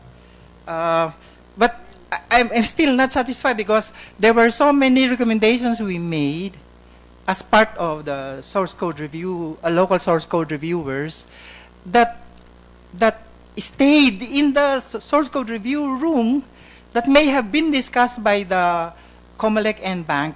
But after discussion by Comelec and Bank, we don't know what happened to these recommendations. We made them. We know that we made them. Who has documented all of these recommendations? We wrote down our recommendations. But then you did not retain a copy, diba? You submitted. We can't do that because we are told. Kaya nga, so the documentation should be with Comelec. Tama ba yun? Yes. So we will ask the chairman to look for all of the, if you have compiled the recommendations. And I think Dr. Manalastas wants to know the action or the decisions of the Comelec. Yes. Doc, can you share with us your source code review experience? What have you found? First, we discovered that the EMS has a very, very old source code base. Meaning they started to write the EMS way back in 2004, 2009, I think. And then new additions were made, and they kept adding new things to make the thing better, which is good. In general, this is very good. And then the CCS is also Smartmatic's original code, and they still keep on adding new stuff to it to make it better. The VCM or PCOS software, as I said earlier, they started writing it in 2012, and they kept adding new features.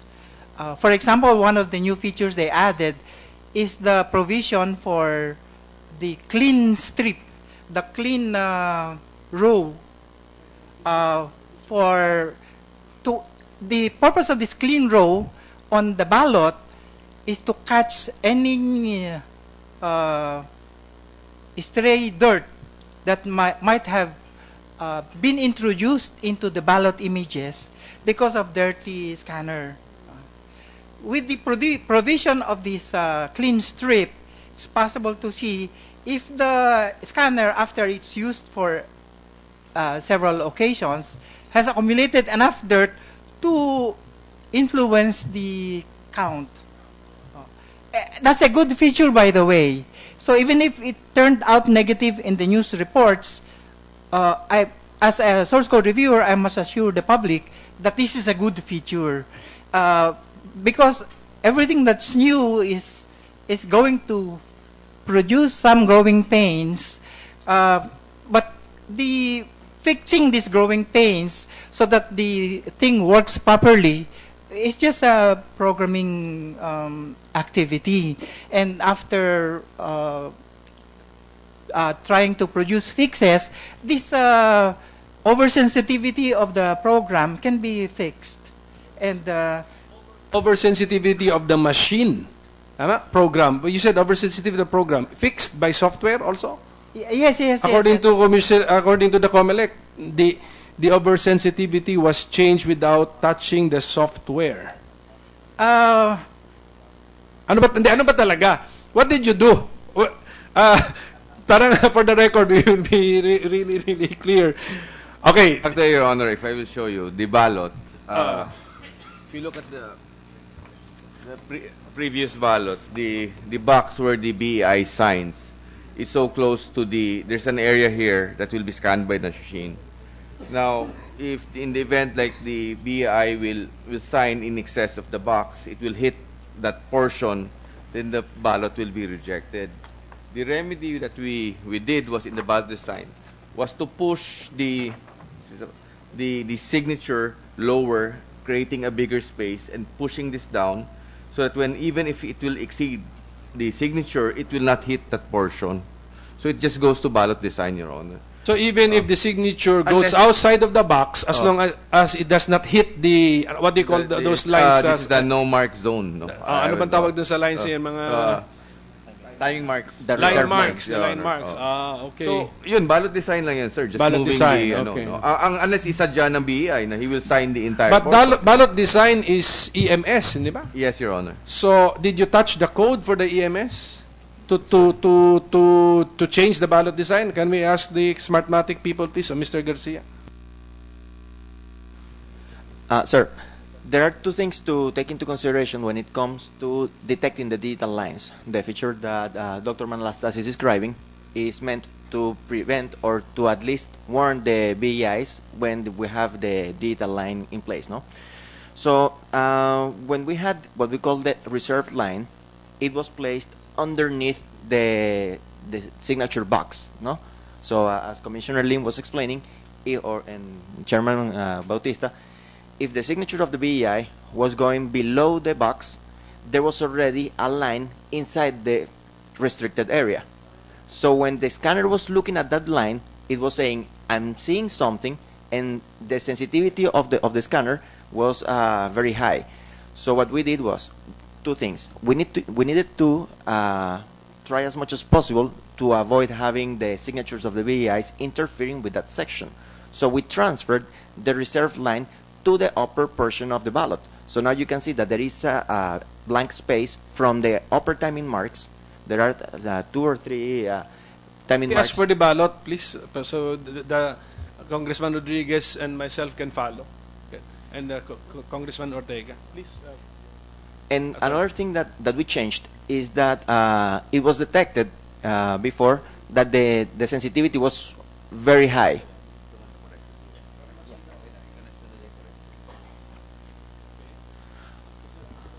Okay, as you can see there, sir, now the signature box of the BEI is way below, and the reserved line is above all the text. Yes, sir. So, before it was below. So, the signature before was here, on top. No, the signature was 2 timing marks above, but the reserved line was below. Okay. So we transferred the reserved line to the upper portion. So now, regardless of how the BEI sign, unless they have a very big signature, which they shouldn't exceed the area of the box, it will not affect how the machine will read the ballots.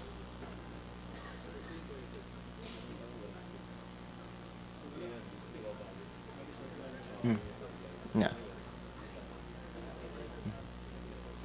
Okay, so even if you did not make the box for the signature of the chairman larger, still there is no more reserved line in the vicinity of the box. Correct. So That's what even we if did. the signature exceeds Correct. the box, it should be safe. Correct. But doing so, did you touch the code? That one is a configuration feature, so we can configure where the reserve line will be, and actually reflecting that on the ballot is part of the templates that we load to the EMS. Okay, so that doesn't require changes on the VCM.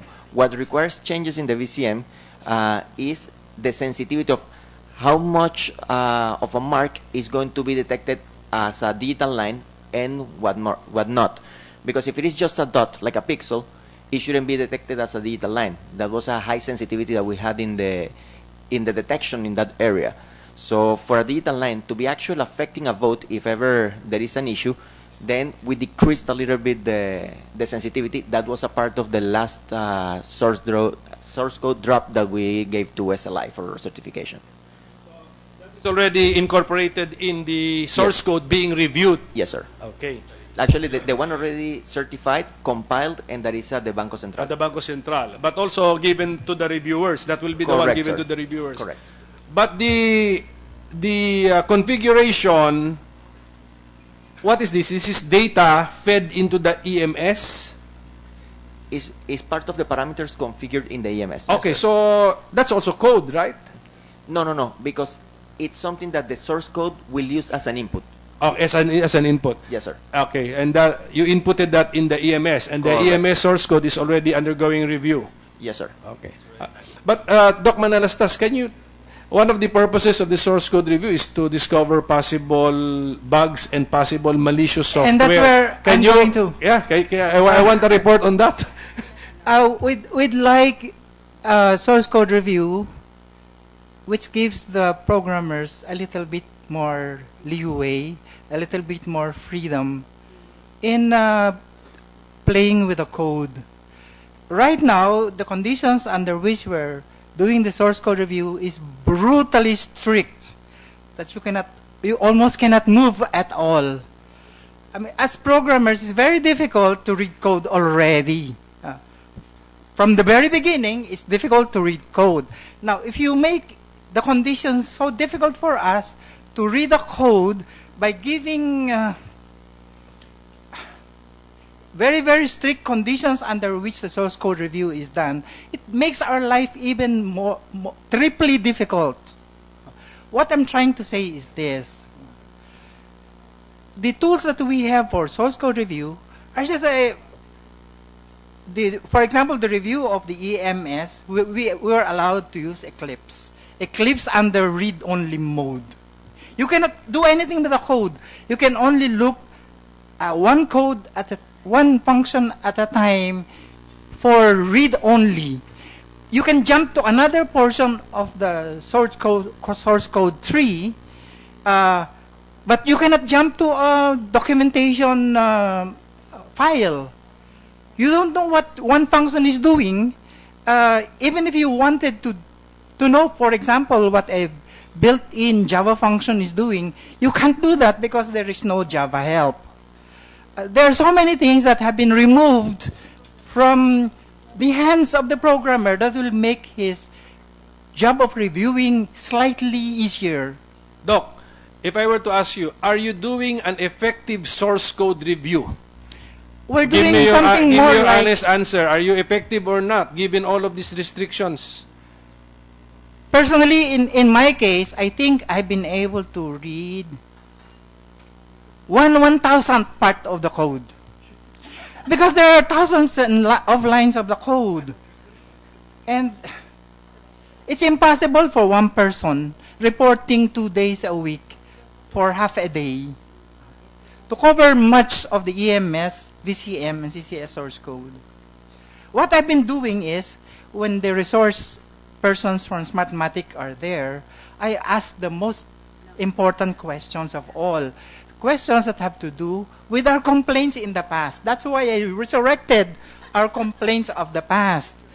Because the only relevant questions you can ask are those questions about the portions of the code that implement those features that you want to be there. The trouble with the SLI certification is SLI read wait.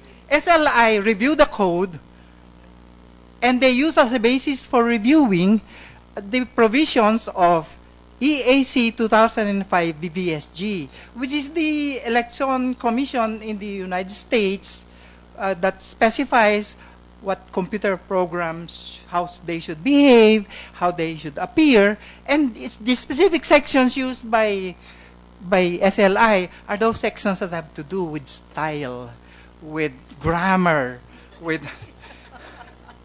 They don't read the functionality of each section of the code. We, on the other hand, look at questions like, which portion of the code implements digital signing? Can this portion of the code support digital signing using third-party issued certificates? Because that's very important for us. We would like the BEI to bring their own signing instruments, not signing instruments provided by Comelec. Because if the signing instruments were provided by Comelec, it's Comelec signing. It's not the teacher signing. So we look at the code and check, or we ask the question from the resource person. By the way, the resource persons are very qualified, and they're easier to talk to than Cesar Flores. Because a programmer talking to a programmer, we use the same language, and it's easy for us to talk. And they're very, very helpful. And they tell you, we don't know. Well, we don't know what if they don't know what. They're very frank, and they're very transparent, and we like that. We would appreciate if the Comelec commissioners are like them. From the with the code that you have seen, have you ever encountered malicious software or code? It's not possible. Or suspicious code? I honestly believe that all the code used in 2010, 2013, and 2016, if there was anything wrong with them, these are non-implementation of features, or features it's very difficult to prove that these programs are written to be malicious, to cheat in favor of one candidate over another. The Smartmatic has put in enough security to make it hard for outsiders to use the system to cheat.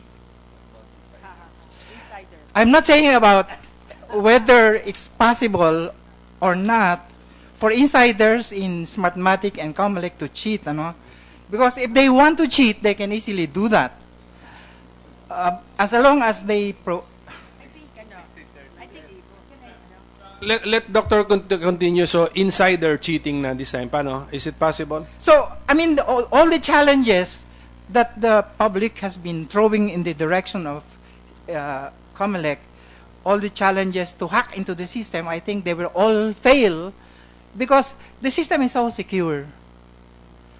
The system is so secure. In order to be successful in hacking the system, you have to have the cooperation of people in the...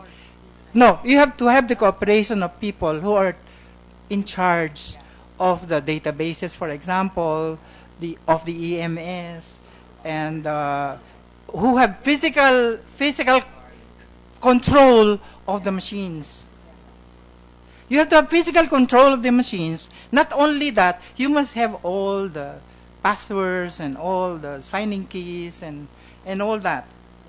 But it's possible to cheat with a lot of help from Smartmatic and Comelec. Doc, if there were insider cheating, how many people would be involved? You need a database administrator who has access to all the... who has the correct access. Maybe a few people, maybe one or two. One or two. Basta, kaya na. Basta if, I if don't they- know. I don't know the setup inside Comelec. okay. I don't know how they're taking care of their Diba, security. we will listen to Attorney Uy. Okay na, Doc? Can we Yes, pass yes. the mic now to Attorney One last Ivan? appeal. Yes, sir. I would like, in the next source code review, I think it's too late for this now, that we be given slightly greater freedom. For example, can we be given the tools? For example, the tools, or all the reference manuals that we can consult, and then can we have manuals for the third-party libraries that are used to build the system? Can we also have the capability of doing cross-referencing, and can we also have the capability of actually building the system as if we were doing trusted build and actually testing the system within the review room? Because it makes sense to actually compile and run. It's easier to check if a program works by running it, by testing it. So, if something like that can be done, and please, don't suspect that we are going to steal Smartmatic code. What can we bring into the review room with us? We are not allowed to bring our wallets, our cell phones. They freeze you because you might have hidden a USB thumb drive in one of your pockets. Good thing they do not freeze all your biological holes, because you might have hidden. Thank you. Can you make it? It's impossible to steal code because that's all you're protecting. You want to protect your intellectual property. Okay. I'm looking at the Smartmatic people because this day that we should address, no? It's not possible for us to copy your code using pencil and paper because your code has tens of thousands of lines, maybe millions of lines. We haven't seen the whole thing because it's impossible for us to do that. So even if we bring one ream of bond paper and bring all the writing instruments in the whole world, it's only possible for us in 1/2 day to copy a few functions. Okay, Doc. I'll make of record the presence of former Commissioner Gaslagman. Mr. Garcia, please respond to the requests of Dr. Manalastas. With regards to the request, the source code review is made available for 5 days a week. I don't know if Saturdays they are working. So it's a whole day activity. If a reviewer can only go half a day, once or twice a day, it's not our fault that they cannot fully review the source code, no? But on the other hand, I would like to acknowledge and to thank the Director Manalastas for the compliments he's been given to the system. It's the first time, for the longest time, that somebody actually acknowledges the strengths of the system and the capabilities of our system, and that we are not here just because we have the contracts and it's not, we're Smartmatic. We're an election company, that's what we do, and we protect our system. With regards to the allegations or the possibility of having elections rigged and having connivance of 1 or 2 persons, just for you to have an understanding of how the system is and how the different layers are implemented to secure the system. Not a single person has access to all the components. We have in place different permission schemes that for you to go from one point to the other, you need the permission of another group. Let's say infrastructure groups, information security group, databases group, applications group. If ever you have access to the databases, let's say at the EMS level, you make any changes at the EMS level, you have to undergo the prelat, wherein you have a mini election. You scan actual ballots with actual votes, and you compare the results of those machines. Then you have the FTS, wherein you scan 10 ballots, and you have another mini election, and you go through all the process. You are assessing the whole the configuration of the system and the accuracy of the system. After that, you have the elections, wherein you have the 30 printed copies of the ER. Even if you have access to the servers after the elections, how can you change the 30 printed copies? You cannot. And that information is replicated in the results website. That information is provided in real time to the watchers that are present at the transparency server. So after elections, if you have, let's say, the power or the access to the different instruments that could help you doing the election fraud, it's a futile exercise because you have all the audit points at different levels that will prove that there was tampering with the results. So the system was designed and implemented in a way that it will assure you that the results are counted as they are. In other words, Mr. Garcia, there is no possibility of a manipulation in the operation of the machine for purposes of favoring a particular candidate. That's correct, sir. There is no way that somebody can influence or effect a manipulation to favor a particular or some candidates in the operation of the machine. Correct, sir. And the possibility of cheating would be after the counting, but not definitely during the counting. If ever, it could be after the counting, but it can be detected at all times. It can be detected at Yes, all sir. times. Is there a possibility that one or two or a few individuals from Smartmatic can manipulate the operation to favor a particular candidate? First of all, sir, the access to the system is not granted to Smartmatic. The access to the system on election day is under Comelec. So Smartmatic doesn't have access to those instruments. And one single person or two persons cannot have access to changing the results. Why? We have 1,720 canvassing centers deployed nationwide. None of those can be remotely accessed. So these persons, in order to do something, would need to go side by side and try to change something. But part of the security features that we implement is that we lock the system in a way that there is no access to the systems unless you go through the interface of the application. So there is no way for you to go inside. So let us be clear on that. There is no way for somebody to manipulate or to operate Correct, the machine or go into the system and favor a particular candidate. That is correct, sir. Your Honor. Thank you. Sir, So may I? Your Honor. question from the chair. So no person has access to all of the aspects of the system, not even the chair of the Comelec. No, sir. All the Do you confirm that, Chairman? You don't have access to all? Or on the record, sir, on the Chairman. Yes, I do not, Mr. Chairman.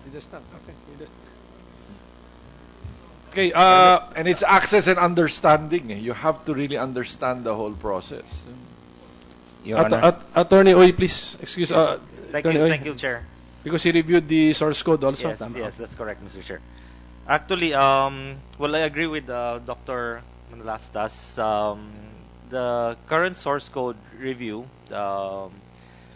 was actually very, very restrictive. Although we commend Comelec for giving us so much more time to go through the source code review than in previous elections. And so we were able to devote quite a number of resources to conduct the source code review. So far, with the base code, everything seemed okay. And now that we're reviewing the customized code, which is the code that is already modified to handle the current 2016 elections, we've raised a concern with Comelec, and we've written the chairman about it. Is that there's a portion of the customized code that has been blocked that we cannot view. None of the source code reviewers are allowed to view that, and that is a concern to us because although Comelec and Smartmatic has explained to us that that's supposed to be a number generator that's designed to improve the security of the ballot by generating a 5-digit number in the barcode, so that it will remove the possibility of duplicate or fake ballots being printed. So it's a number generator, but as Dr. Manalastas has mentioned, the source code review is already very restrictive. We don't even bring anything into the room. We have NDAs, no cell phones, nothing. I think the danger of somebody being able to memorize that whole function and bring it out to replicate is already put at a minimum, if ever there is a possibility. The reason that we're concerned about this is that by blocking that area, the hash that is in the Bangko Central will have a different hash from the hash that we're reviewing. Effectively, in layman's term, we're reviewing two different source codes. The source code in the Bangko Central will not be the same as the source code Can that we're we reviewing. ask Mr. Garcia to comment on that? To me, it is a very important statement. Yeah. One of the security features that we implemented in the ballots was that you have as a part of the barcode some information that is a number generated based on certain information related to that ballot particularly. What we were explaining to the reviewers is that the algorithm to generate these numbers is a proprietary algorithm, and it's a matter of national security actually. Why? Somebody gets to know how to generate the barcodes, then they can start forging ballots. Okay? There are some other mechanisms that are in place, but those are physical mechanisms. This is a logical mechanism that is like the final seal on the ballots. We explained that to them. The portion of the code that is affected by this functionality is very minimal.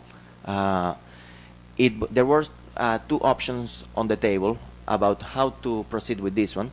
So one was to have a SLI assessing the portion of the code and confirming that there is no malicious code in that portion, but the reviewers were not amenable to that option because it's like Comelec telling them, you have to trust me, and we understand that position.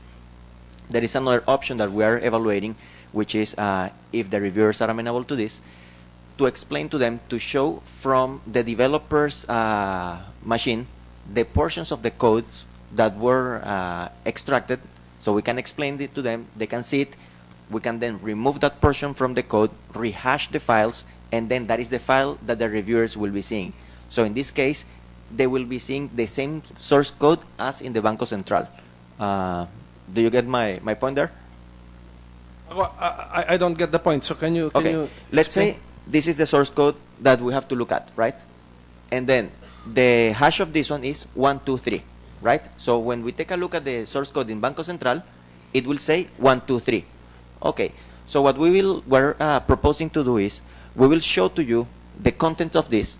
Then what we will do is just remove this portion. We will take it out and we'll hash it again. Now the hash will be A, B, C.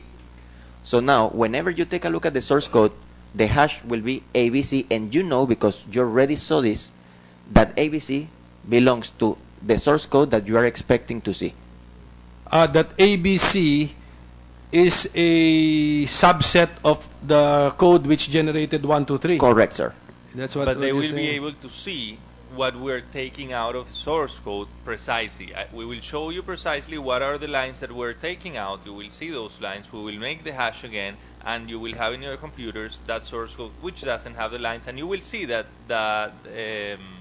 algorithm. We will explain you that algorithm, and then we will just take it out so that it's not in your computers. That's So, the question to the Comelec: Can you follow the controversy? What the controversy is all about, and what is your solution? Your Honor, please. Senator That was raised to me by Mr. Garcia when the time at the start of the customized code review, and apparently there was a discussion between Smartmatic and the reviewers, and the policy has always been, discuss the problems, find a solution that will satisfy both parties, and that has been the policy that was adopted since October when we started the review. In fact, we have to adjust our rules 4 times just to accommodate requests of the reviewers. And in this particular case, if there are some policy issues that need to be resolved, then we will definitely consider them. But I think this is something that would need satisfaction from both Apparently, they have not come to an agreement. As Attorney Oy is raising it here, and then he has written to the chairman. So, as the referee, let us say, what will your decision be? I think it's an ongoing concern. In fact, even the Technical Evaluation Committee have made certain proposals also on how to... but you have to quickly resolve the issue. Yes. In the course of the review, yes, we will. Kasi ito, in layman's terms, no, the reviewer is off limits to a certain portion of the code, and then he's just being told the contents of the code, and then trust the person telling him that is really the contents of the code, which he cannot see. That's the point. Mr. Garcia? Just for you to have an idea, the portion of the code that we're talking about is less than 0.01% of the overall source code. So they can review the rest of the source code while we settle this particular matter. Less than 0.01%. Okay. Can malicious code consist also of 0.01%? Malicious code can be consisted of 0.00001%. That's the point. That's actually the point. Okay. Comelec, kayo na. But it must be serious enough, no, for Attorney Uy who's representing a political party, to raise it before the Joint Congressional Oversight Committee. Well, to be transparent, Your Honor, even the other reviewers have raised the same concern. Even the Liberal Party reviewer, I believe. So we will take this into consideration. Which code are we talking about? Because as I understand it, there are 3 codes. So which one is this affected by this random generator? The EMS? The EMS and VCM. Because on the EMS, you have the generation, and on the VCM, the validation. The detection or validation. Correct. So two codes we're talking about. Let us allow Attorney Uy to finish his report or presentation. Thank you, Mr. Chair. That's the first point, and we hope we could actually come to an agreement. I'm sure there should be some solution that will be mutually acceptable. The second one is we wrote the Comelec sometime in November that we be allowed to make a review of the hardware. Basically, the VCM, these are brand new machines. You've seen them, sparkling new. And we requested that we be allowed to both review the schematic diagram to see how the logic and all the different chips and paraphernalia that's on the motherboard and anything that's inserted, as well as perhaps make a random inspection of the machines, open it up, and see whether what's on the board is actually true to the schematic diagram. That way we'd be able to detect if there are any hardware backdoors that's installed, or any hard-coded software that could be built into the machine. Because if it's hard-coded, no matter what kind of source code review we do, it will override any of the software instructions if it's a hard-coded instruction. So that's just... Can you clarify ano yung hard-coded? What is that? That's burned into the chips, or written in the design of the board. So no matter what kind of software gives an instruction, it can be overridden because that's hardware already. And the software written in the chips are not reported to us. No, because these are hard-coded. It's there, right on the machine. Kaya nga, so as of the moment, there are chips there and there are software running the chips, and these are not disclosed to us. No, the programs in the chips. No. We Your point is to satisfy you is to practically dismantle this and look actually first look at the schematic diagram, because the schematic diagram will actually show the logic of how the machine is designed. Then look at the machine, inspect the machine to see that the machine complies with the schematics. Is that possible, Mr. Garcia? No. Chairman, I think we addressed it to Comelec if they will allow it. That should be the call of the Comelec.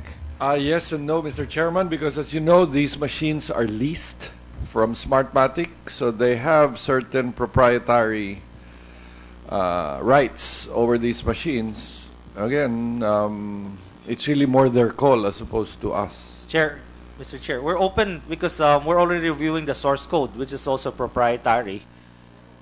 So I don't think we can set up a factory. Yes, just to follow a schematic Right. diagram, and then you can now start producing BCM. Machine. So Chairman Rodriguez is directing his question to Mr. Garcia to respond to the request. Is it possible to dismantle at this stage this machine and rebuild it without adversely affecting the operation of the machine?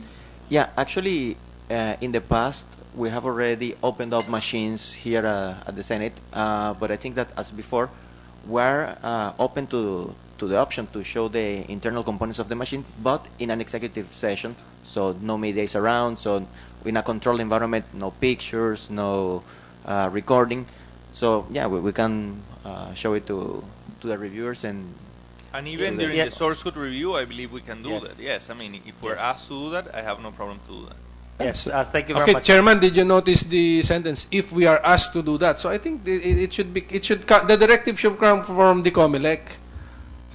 Directive is After, Your Honor, I am scheduling a meeting with the political parties on Friday to discuss all the concerns, and how we can address it, as well as the protocols that we will use. So, including the concerns aired by me, Attorney Uy, we will take that up. But I wanted it's not exclusive for one political party. Wanted that available to all political parties. Thank you, Commissioner Lim. Actually, we're open to both Comelec and Smartmatic putting the same restrictions as in the source code review. No cameras, nothing to record. We just need our engineers to look at the machines to really just be as transparent as a source code review. And just a couple more items, Mr. Chair. We also wrote the Comelec regarding the testing and sealing, because in 2010 and 2013 there was no transmission during the testing and sealing. Precisely the reason is that so that there can be no opportunity for any malicious code to be inputted during the testing and sealing and activate whatever time-based program that could be there. In 24 hours or 48 hours, this program will start running. Will there be a transmission on the testing and sealing on 2016?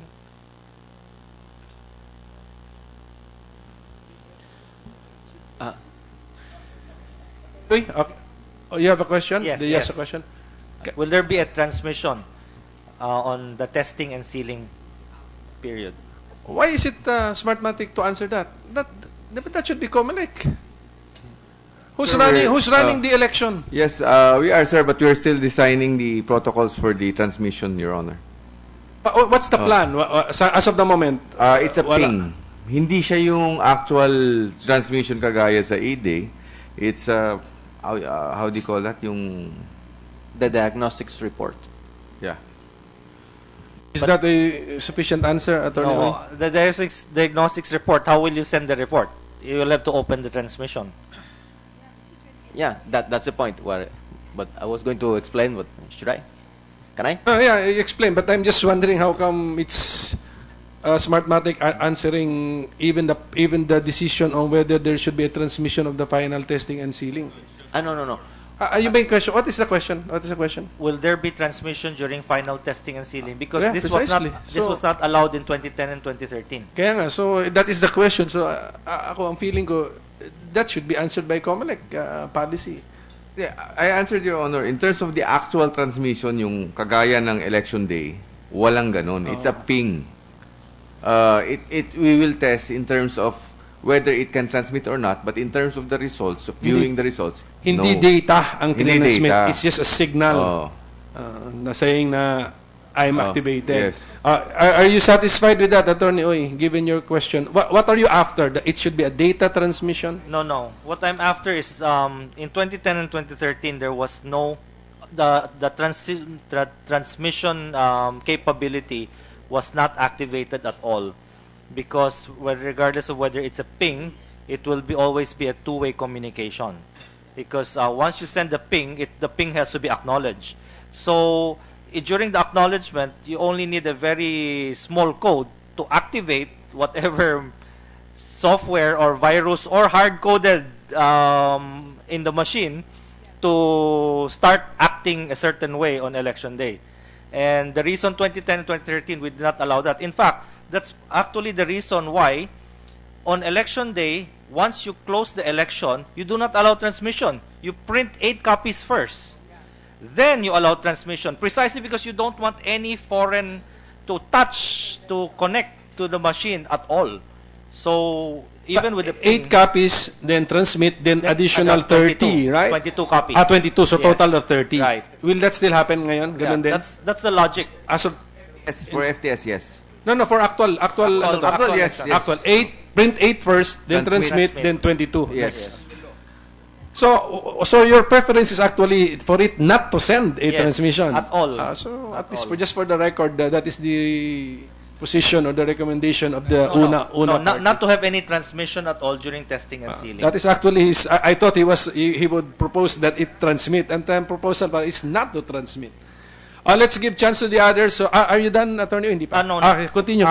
Well, the reason, Mr. Chair, as I said, because there's an opportunity now on testing and sealing with that ping to activate some of the malicious code.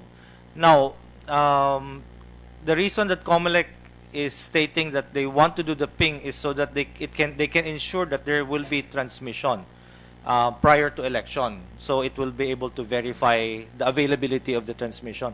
But I'd just like to point out that in 2010, we had a very high rate of transmission, even without transmission during testing and sealing. So why don't we follow that same protocol? Why do we need to open up the transmission this time in 2016? Because So the proposal is not to do with the ping? not to ping. Okay, we'll consider that. Or on the finding. In the mock elections, that's fine. Mock elections, you can do end-to-end. Yes, that's correct. But in the testing and sealing, not to do any ping, so it doesn't open up the machines to any possible. And we're quite happy with the announcement of the chairman of Comelec that the ERs will now be published on the website. That's a recommendation of Commissioner Lagman, and it was a positive response on the part of the chairman. What's important would be that the publication of the ER should be in real time, because that's the only thing that's important there.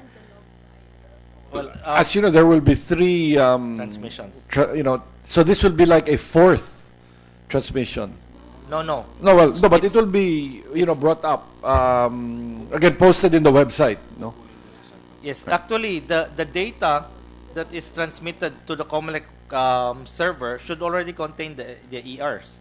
So it's just the same transmission. Actually, I don't know if it's the letter of Attorney Goyo Larsabal from NPC that they are, I'm not sure, they're preferring which, it's either the central or transparent server that will push the data for the website. No.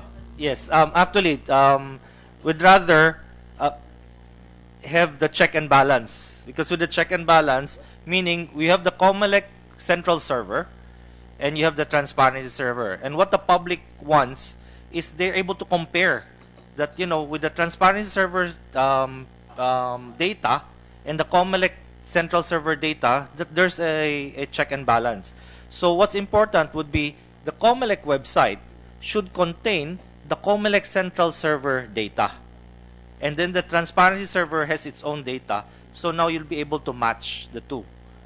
In 2013, it wasn't that way. In 2013, it was sourced from Okay. So the data you would like for this Comelec website data will come from the central server. Yes. Okay. The central Okay. server. Yes. Transmitted by the PICOs PICOs na, to the directly. central server. Tama ba, Attorney Oy, no? 3 transmissions, sabi Right. kanina. That's correct To po. the municipal canvassing system server, to Comelec the Central. Comelec, and to the transparency. Right. The transparency is really accessible online kasi transparency siya. Tama No, ba? sir. Transparency accessible to the parties who have been allotted seats in the transparency And server. KBP. But for online, sir, okay. as of right now, the design will be, it's the central who will be pushing to the website. Yeah, That's for the public. So it will be the central server which will be accessible by the public online. Yes. The transparency is to selected Dominant majority party, selected dominant parties. minority party. KBP and PPCRB po. So it will now be up for the parties to compare the data they have from the transparency server with what is publicly accessible through the Comelec As website. well as data from the watchers in the canvassing.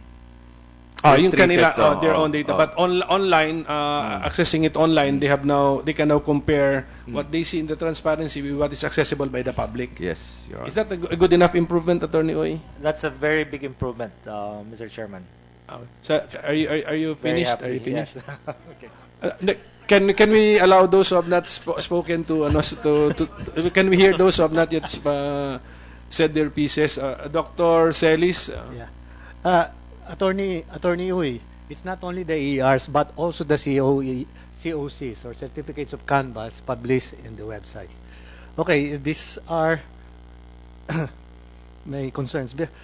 Mr. Chairman, you said that is that your final decision regarding the 7-0 about the receipt?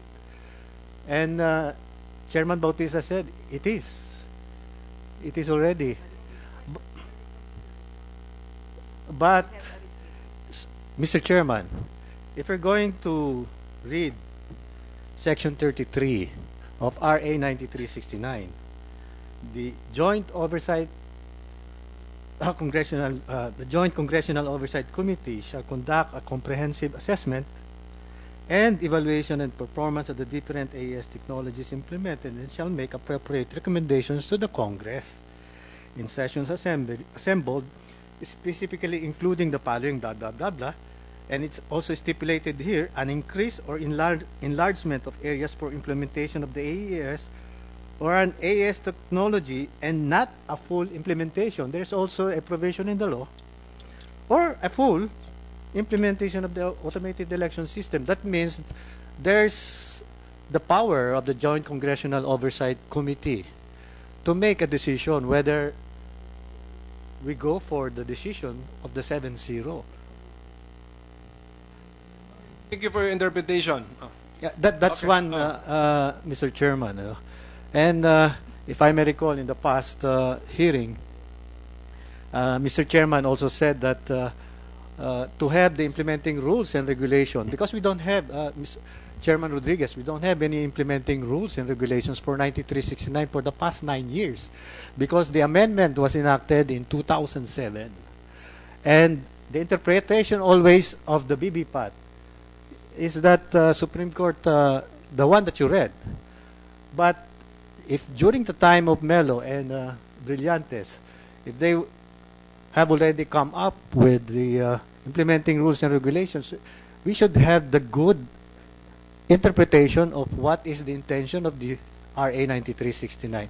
That's the second point, Mr. Chairman.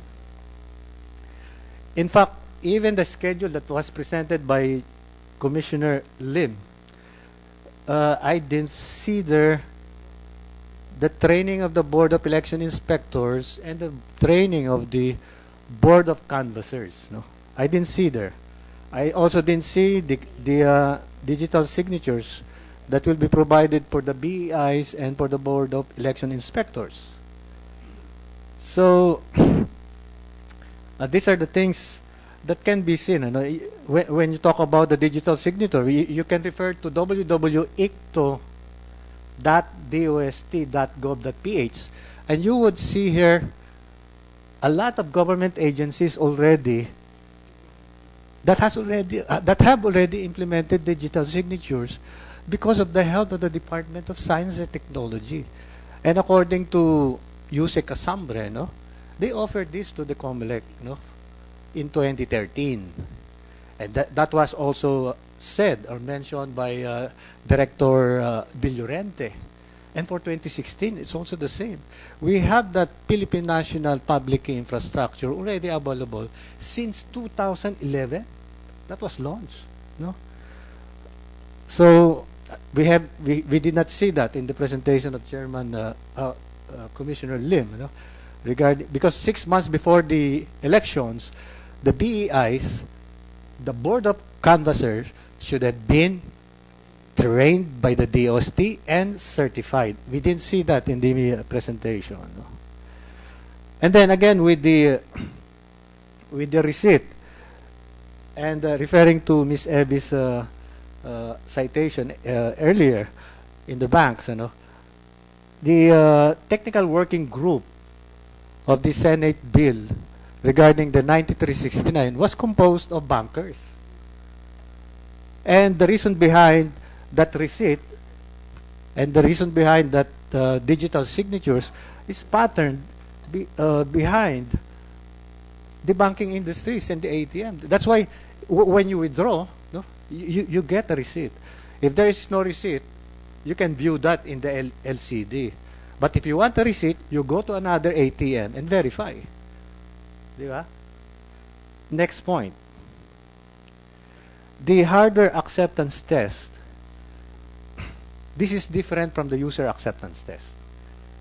And what has been tested already, and there is still a balance in conducting the hardware acceptance test. The fully configured VCMs should be tested, and this should be part of the user acceptance test. And we would like to request the test script that has been prepared by the Technical Evaluation Committee, if they can provide the test script to the Joint Congressional Oversight Committee. We would like to see how do you test the machines, and this should be part of the user acceptance test certification.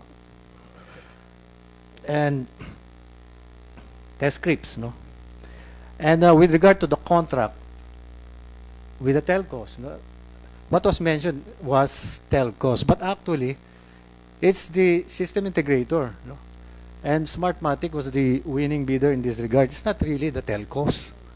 So it's just a correction in that regard. It's not the contract with the telcos, but the contract with Smartmatic. And with regard to the codes, if you're talking about the codes of Patas and Tapat, these are open. These are Filipino-made systems. These are for free. The public can see this, And we hope that our chairman will be able to use this. As he mentioned in the past, the codes will be open. Another concern here is the chain of custody from the warehouse up to the point of the precincts, or up to the precincts during the elections. How can we be sure, assuming that the VCMs are already test certified and everything is okay? How can we be sure that the VCM, including the servers, the canvassing and consolidation servers, how can we be sure from the warehouse up to the point of elections there won't be any change inside the system, especially the SD card? Is there a way that we can seal, or perhaps the Commission on Election could think of securing the machines from possible tampering from the warehouse up to the point of up to the precinct and during the elections, and vice versa.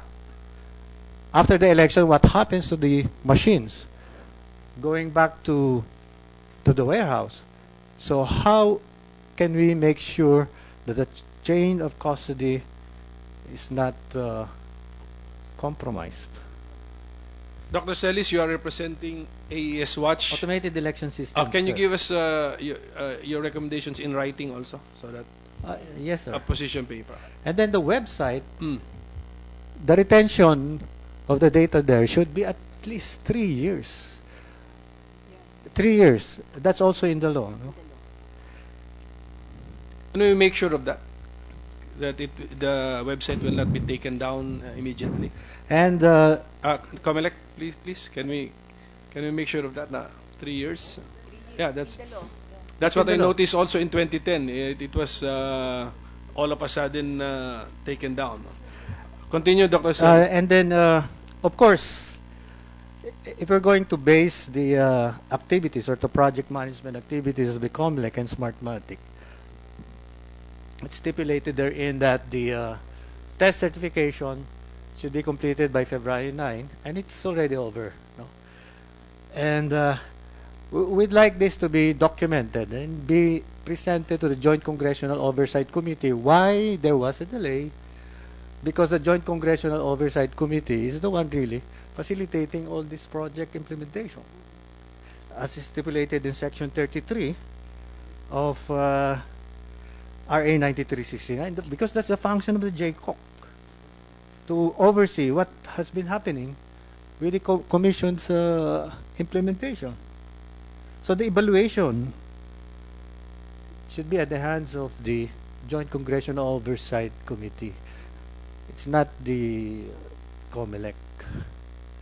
Okay, thank you, Dr. Celis.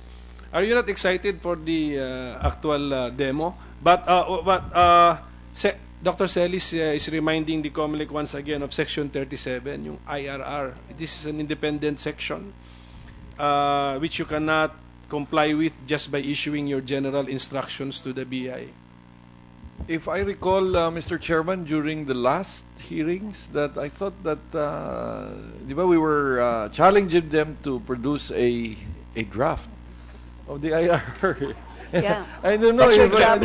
Di ba kasi gawa, di ba last time they were saying, sabi ko, with or without help from the stakeholders, Section 37 says, the Commission shall promulgate rules and regulations for the implementation and enforcement of this act. So it's actually addressed to you. So. Pero nga, ang interpretation is that's the GI. But as I said, again, I think you can interpret it both ways. But sige, but now, as you know, again, given the multitude of tasks that we are doing all at the same time, it is difficult. Just be conscious of this. Even the chairman of the House panel said that maybe you need to be reminded of Section 37. Okay. And lastly, Chairman, sige, Dr. we'd Celis. like the Commission to give us the hash codes of the EMS put in escrow on January 27 and the one that was placed there in Bangko Sentral ng Pilipinas on February 12. Because we would like to determine whether the hash codes of that same election management system is the same.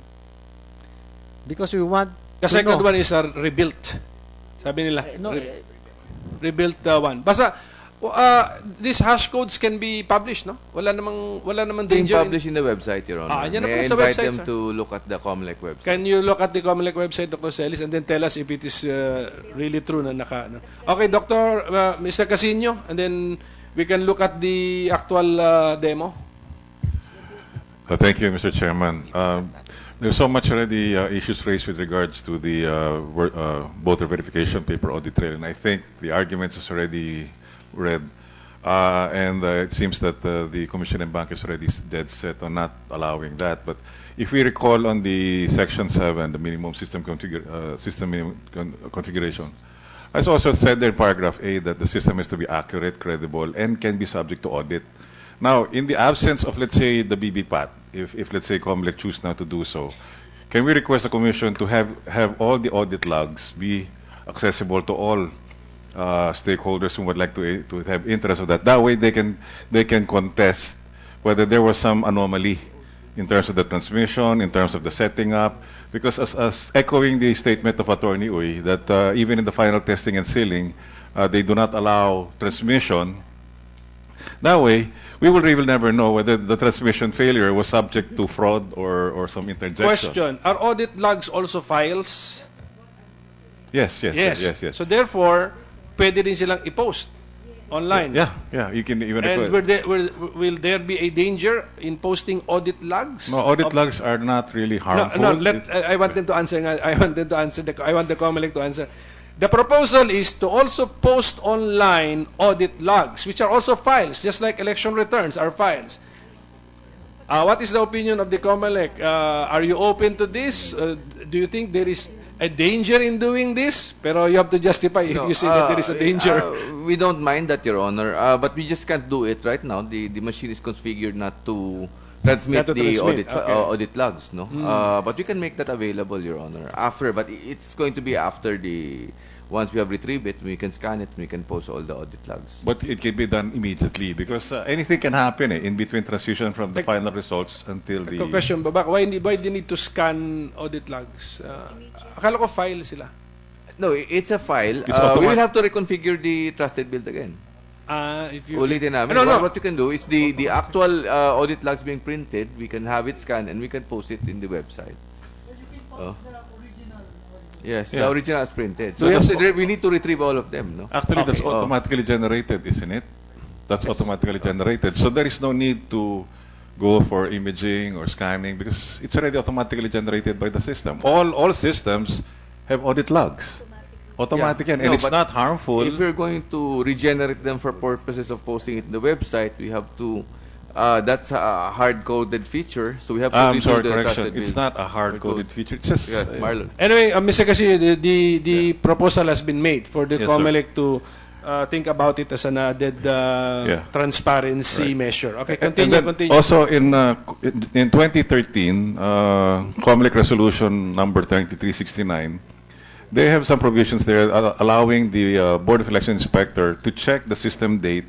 And if the system date is not as of the present date, they allow the BEI to change the date. That to us in industry is compromising the security. If ever, because as you said, you have trusted built the system, from the time they exit the warehouse, all the system dates should be already synchronized, and there should be no provisions allowing BEI to change system date, because then we have no authenticity on the document that has been scanned. Because that was the reason, that was the resolution to solving the problem of 2010, when so many ERs have different system date and time. But even to us, that measure is not a very good industry practice. Because it has to be clear that by the time it exits from the warehouse, after it's been subjected for all the testing and quality assurance, and that's what Commissioner Liam said earlier, it has to be synchronized with the server, then by all means, everything has to be in place. Then, otherwise, if there's any differences, then that will subject its for further investigation, digital forensics. That's why we need a system log. That's why we need all of this documentation as far as this is concerned, for purposes of investigating if fraud did occur and where did that fraud occur. We cannot discount that fraud is existing. It can exist from the front line, BCMs, or it can also exist in the CCS, in anywhere, in any aspect. Anybody, any operator who's been tangled with so many hundreds of million pesos to hack the system are capable of doing that. So give us all this information accessible to the public. That way, in eventuality that there will be some discrepancies, that can be argued. In the comment of Chairman, the good Chairman Bautista, saying that what if the voter says that with the BB-PAT is different from that? There is a provision also in Batas Pambansa 881 that any discrepancies can be noted by the BEI and put that in the minutes, and they need not resolve that, but can just be documented for purposes of saying there must be some inaccuracy maybe in the source code. Maybe the system appreciation of the shading is not as what the voter intended to vote. Because like the Gore-Bush argument, it was a matter of where is the voter intending to vote. It's not a matter of whether the system appreciated the shading or not. So if there are discrepancies with regards to the printout, and then that might delay, then let the BEI just take it down as a minute, and then the more complaints are there, maybe that area, that precinct might have some problems with the source code. So what we're intending to do is just to improve further the system, even though this panel here are no longer satisfied with the past 2010 and 2013 elections. But we're already here already, and we can't reverse that anymore. But we would like to have these measures also incorporated in the guidelines. How we address that concern of the time? Okay na yan? The The discrepancy present in the setup, time? Your Honor, during pre-lat is that we will connect it to the server to synchronize the date and time. Okay, so That's part of the quality anong date aspect. yung pre-lat? Anong date yun? Feb 22. So by Feb 22, So lahat na dumadaan ng pre-lat, Your Honor, i-synchronize yan with the server yung sa date and time. And that will be revealed in the audit log. Because in the previous system, Your Honor, it had to be manually inputted by the... Before. For the date and time. So anyway, we will see the machine later. Chairman Rodriguez? Mr. Casino, in your study, observation, and serious analysis of what happened in 2010, 2013, can you tell us if there has been an improvement in the automated election system we have adopted? Has there been an improvement? Well, in terms of transmission, Your Honor, from a 9% failed in 2010, it went up to 23%. Now, in your study, a manual election system vis-a-vis an automated election system? Which is better? Well, it's apparently, given the present conditions right now, more of the public would rather see their votes being counted, and I would presume that would be referring to a manual system where they can see their votes being tallied and counted in front of the public. In this case, in the absence of verification, then that's already open for fraud. Have you been in politics? No, sir. I'm a practicing professional. I see. I have been in politics for the past 30 years now. I was a member of the HRED, House of Representatives Electoral Tribunal, for quite some time. In the manual elections previously embraced, a lot of mischiefs happened from the barangay level, municipal level, up to the HRED level, even on the judicial level. May mga instances at marami, yung mga natatalo na nanalo. Sa barangay level lang, may na-manipulate. Nakita namin yun sa aming mga asunto na hinandal sa House of Representatives Electoral Tribunal when I was a practicing lawyer. Barangay pa lang kung talagang magkakaroon ng inisyatiba yung mga may kwarta at talagang hindi ina-accept ang mandate ng mga electorate. Gumagawa ng paraan para ang nananalo. Pagdating sa municipal level, nakita namin sa HRED, yung natalo, makikipagkunay sa mga sitting mayors and those in charge of the ballot boxes to open the ballot boxes, lagyan ng mga marka. Pagdating sa House of Representatives Electoral Tribunal, yung nanalo, natatalo because of the so-called rule on the marked ballots. Yung mga iba na hindi kailangan pumunta sa Comelec magprotesta or HRED pumupunta sa mga asgado, yung mga natalo, nananalo sa asgado for one reason or another. When we adopted the computerized or automated election system, wala na akong nakitang ganyan. Ang naperwisyo yung mga election lawyers. Wala na masyadong mga asunto. Of course, there are certain misgivings and mga pangangailangan pa. Anything new, anything newly born, magkakaroon ng mga birth pains yan eh. Pero ang aking punto sa ating mga pag-analisa, mas maganda ba talaga ang manual kaysa sa automated election system? Ako politiko, ako nakita ko.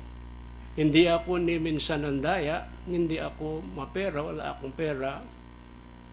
Pero nakita ko because of my membership in the different agencies and as a practicing lawyer before, napakagrabe ang manual election system in our place. Hindi ko minamaliit ang mga Pilipino, but this is an improvement.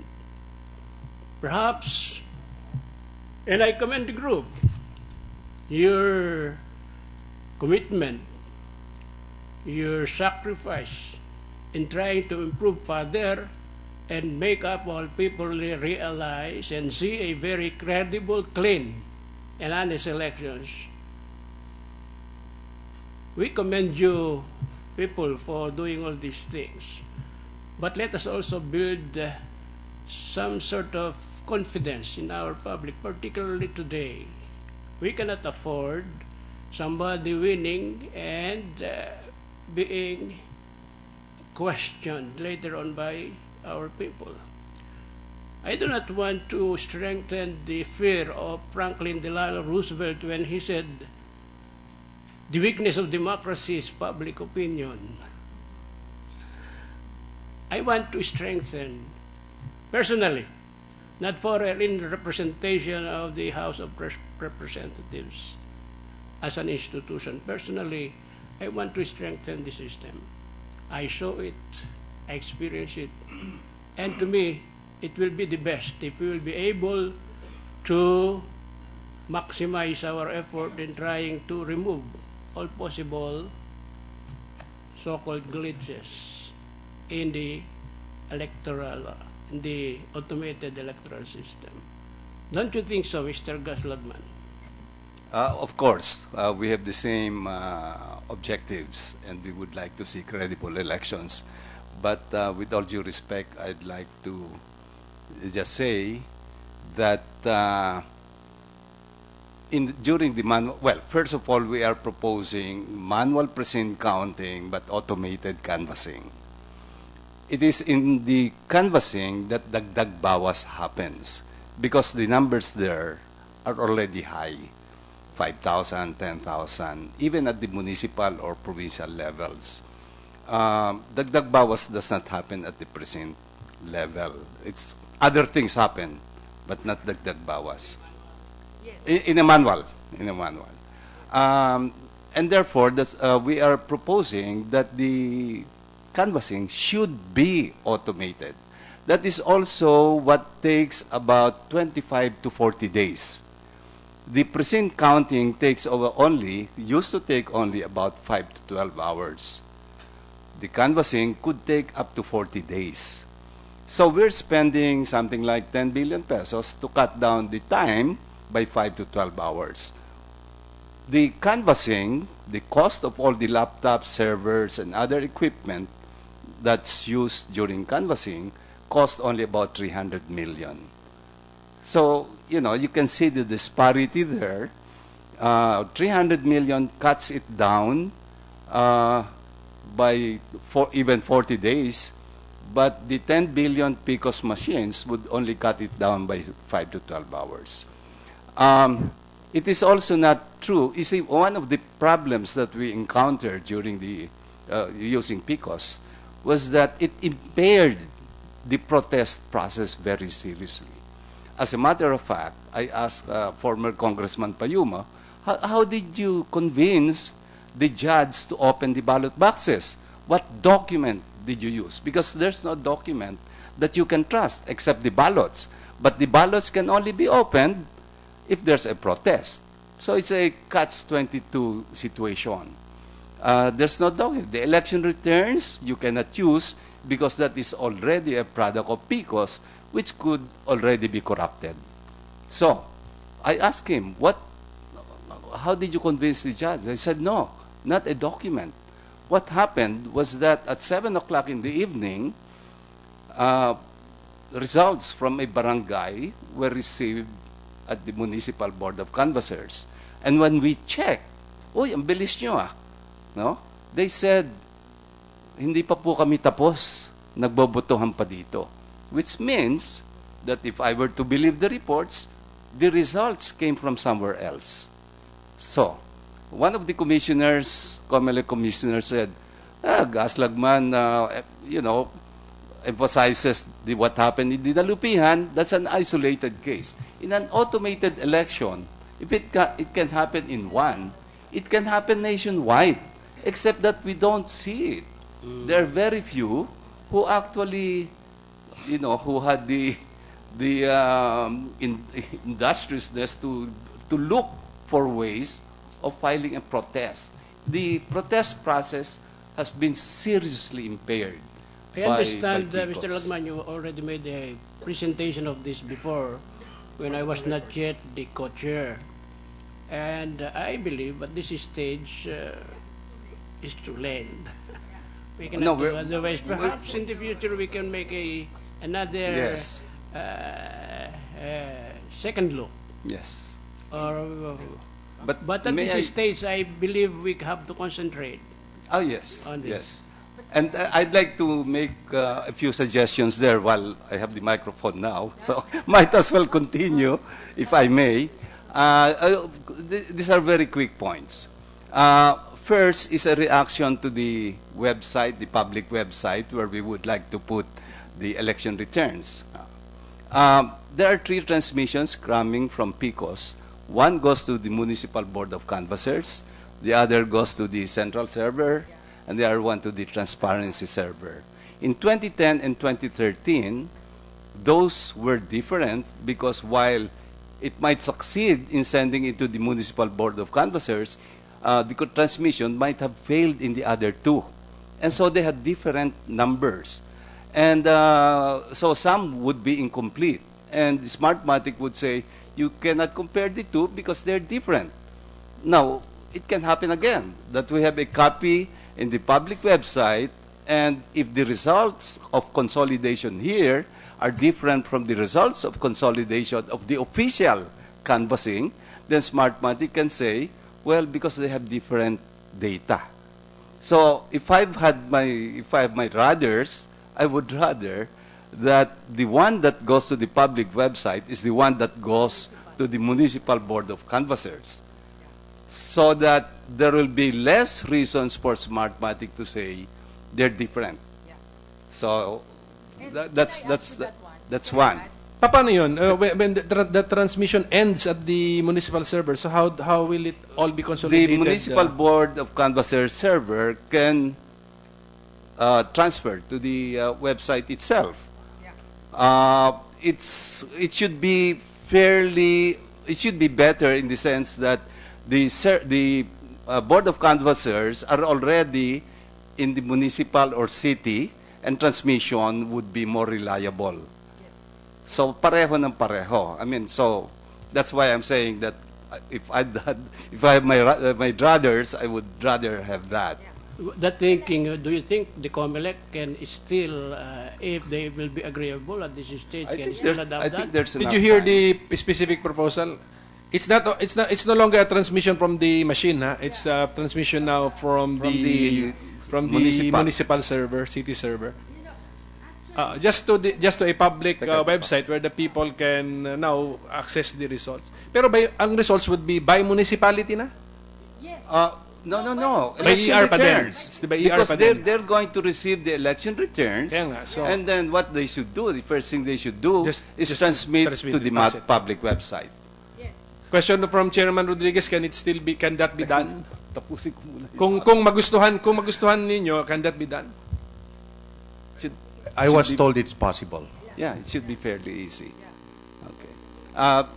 Second quick point, I have not heard anything in the earlier discussion that will convince me that the software cannot be tampered by an insider. I have not. I mean, I started as a computer programmer in the 1960s, so I know what can be done and what cannot be done as well.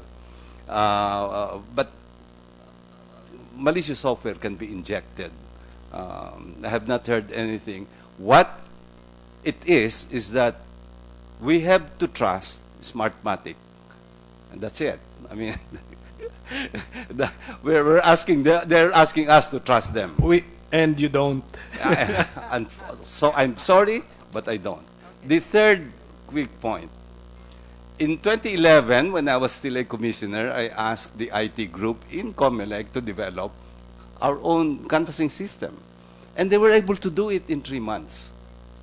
Well, we were very proud, of course. All that was needed then was to stress test, subject the software to stress testing. But it was completed. So, a few days later, I brought it up during the unbanked meeting. We were so proud that, we have now our own canvassing system. Brillantes, the former chairman Brillantes said, we can't use it. And the reason he used was that it's untried and untested in an actual election with something like 20 million voters. So we debated on it. I said that, well, the Smartmatic software is also untried and untested. But anyway, we debated for about an hour, and then a vote was called. And the vote, as I was expecting, was 6-1. So it was not used. Okay. Today, 2016, the EMS, I think, is untried and untested. It's a new version. The CCS is also a new version. So it's untried and untested. The hardware is a new model. So I think it's untried and untested. The software of PICOS is also a new version. So it's untried and untested. So my question is to the Comelec, have the rules changed? Comelec can answer or can choose not to answer because you want to respond to the question? You're not listening. Untested daw po lahat. EMS, CCS, VCM, software, and system untested because these are new. And the law requires having been tested here or abroad in an election of the scale of our national elections. Again, maybe Smartmatic can answer this better, but I was told, again, this was raised before, that this system was used in Bulgaria and in Venezuela. But of course, there are some features that are tailor-fit for Philippine elections. So, Well, but, Chairman, I will just ask one question to Gus or Mr. Lagman. At this stage, where we can no longer turn back the hands of time, is it better to build trust instead of mistrust? Well, we just want to bring this out. It's too late for the 2016 elections. I mean, I don't think any of us would recommend a change in system. We can only suggest improvements so that it can be more trustworthy. For example, one improvement can be done would be to provide, aside from printed election returns, maybe a version in maybe a USB or a CD, for example, so that political parties can more conveniently compare the election returns received from the precincts with the election returns from the public website. Because, we're talking of hundreds of thousands. It will be difficult to do it manually, comparing the ER and the public website. But if there were a digital version of the ER received from the precincts, it would be more convenient for the political parties to do that. But that's something that I don't know if they can do it or We'll not. take it, and we will take we will take note of all these very serious suggestions. But again, at this stage, Mr. Chairman, we just want to help each other on how to maximize realizing a very credible, acceptable, clean and honest elections. Well, just as a last In point. fairness to our candidates who would win in the coming contest. Yes. Just as a last point, we're bringing out these weaknesses and mentioning, better systems for after the 2016 election, so that when we review it, then we can... Because we are just leasing, actually, the machine. But, Yes. Mr. Lagman, does not the transparency server already address yung USB concern mo? Especially if the Comelec will now liberalize access to the transparency server. Kasi what's the purpose of being strict sa access sa transparency server? Di ba? I mean, does that answer yung to give the parties USB, ER in USB? Why not just liberalize access to the transparency server? Well, there's a difference. What's the difference? What we are trying to eliminate is the possibility that there was tampering during transmission. The election returns has not been tampered with, except within PICOS. Except paper ang bigay sa atin. Okay. So papel yan, except that it's difficult to compare with the public website data. So kung pareho It's a good point. silang- I failed to realize that. Yung pala, the tampering in the transmission. so... Good point. But the request is, although you're giving ERs printed, it would be easier for parties kung digital din ang form. So pag-isipan natin, make a good point. Let's give a chance to Dr. William Uy. You, Mr. Yu. Thank you, sir. So just one comment back to the 2016 elections. I saw in the schedule a while ago, with respect to the pre-lat, the original schedule was January 27 to April 26. The new schedule is February 25 to April 25. So it's the same deadline, but nag-move ng maybe more than 1 month. Yes, sir. So we just like to know what the Comelec is doing to speed up, for example, this pre-lat and kid eating What process. we're looking at, because Thank the original schedule of January 27 is contemplating on a single shift. We might be doing double shifts. 24/7 na yung pre-lat. All right, thank you. can we keep the follow-up questions brief so that we can look at the... But Ms. Jimeno, I think, Attorney Jimeno, you want to say something? But you are here as counsel, right? As head for voters education of Smartmatic. Okay, you're with Smartmatic. Yeah, Okay. and I'd just like to go back to the issue of voting receipts and VVPAT. I think this is very important because it is mandated by law, but I'd like to give inputs on that because if you look at Roque versus Comelec, I think the paragraph read by the chair is actually concise and direct to the point. It mentions that because machines, a paper-based voting technology allows voters, if need be, to audit the results.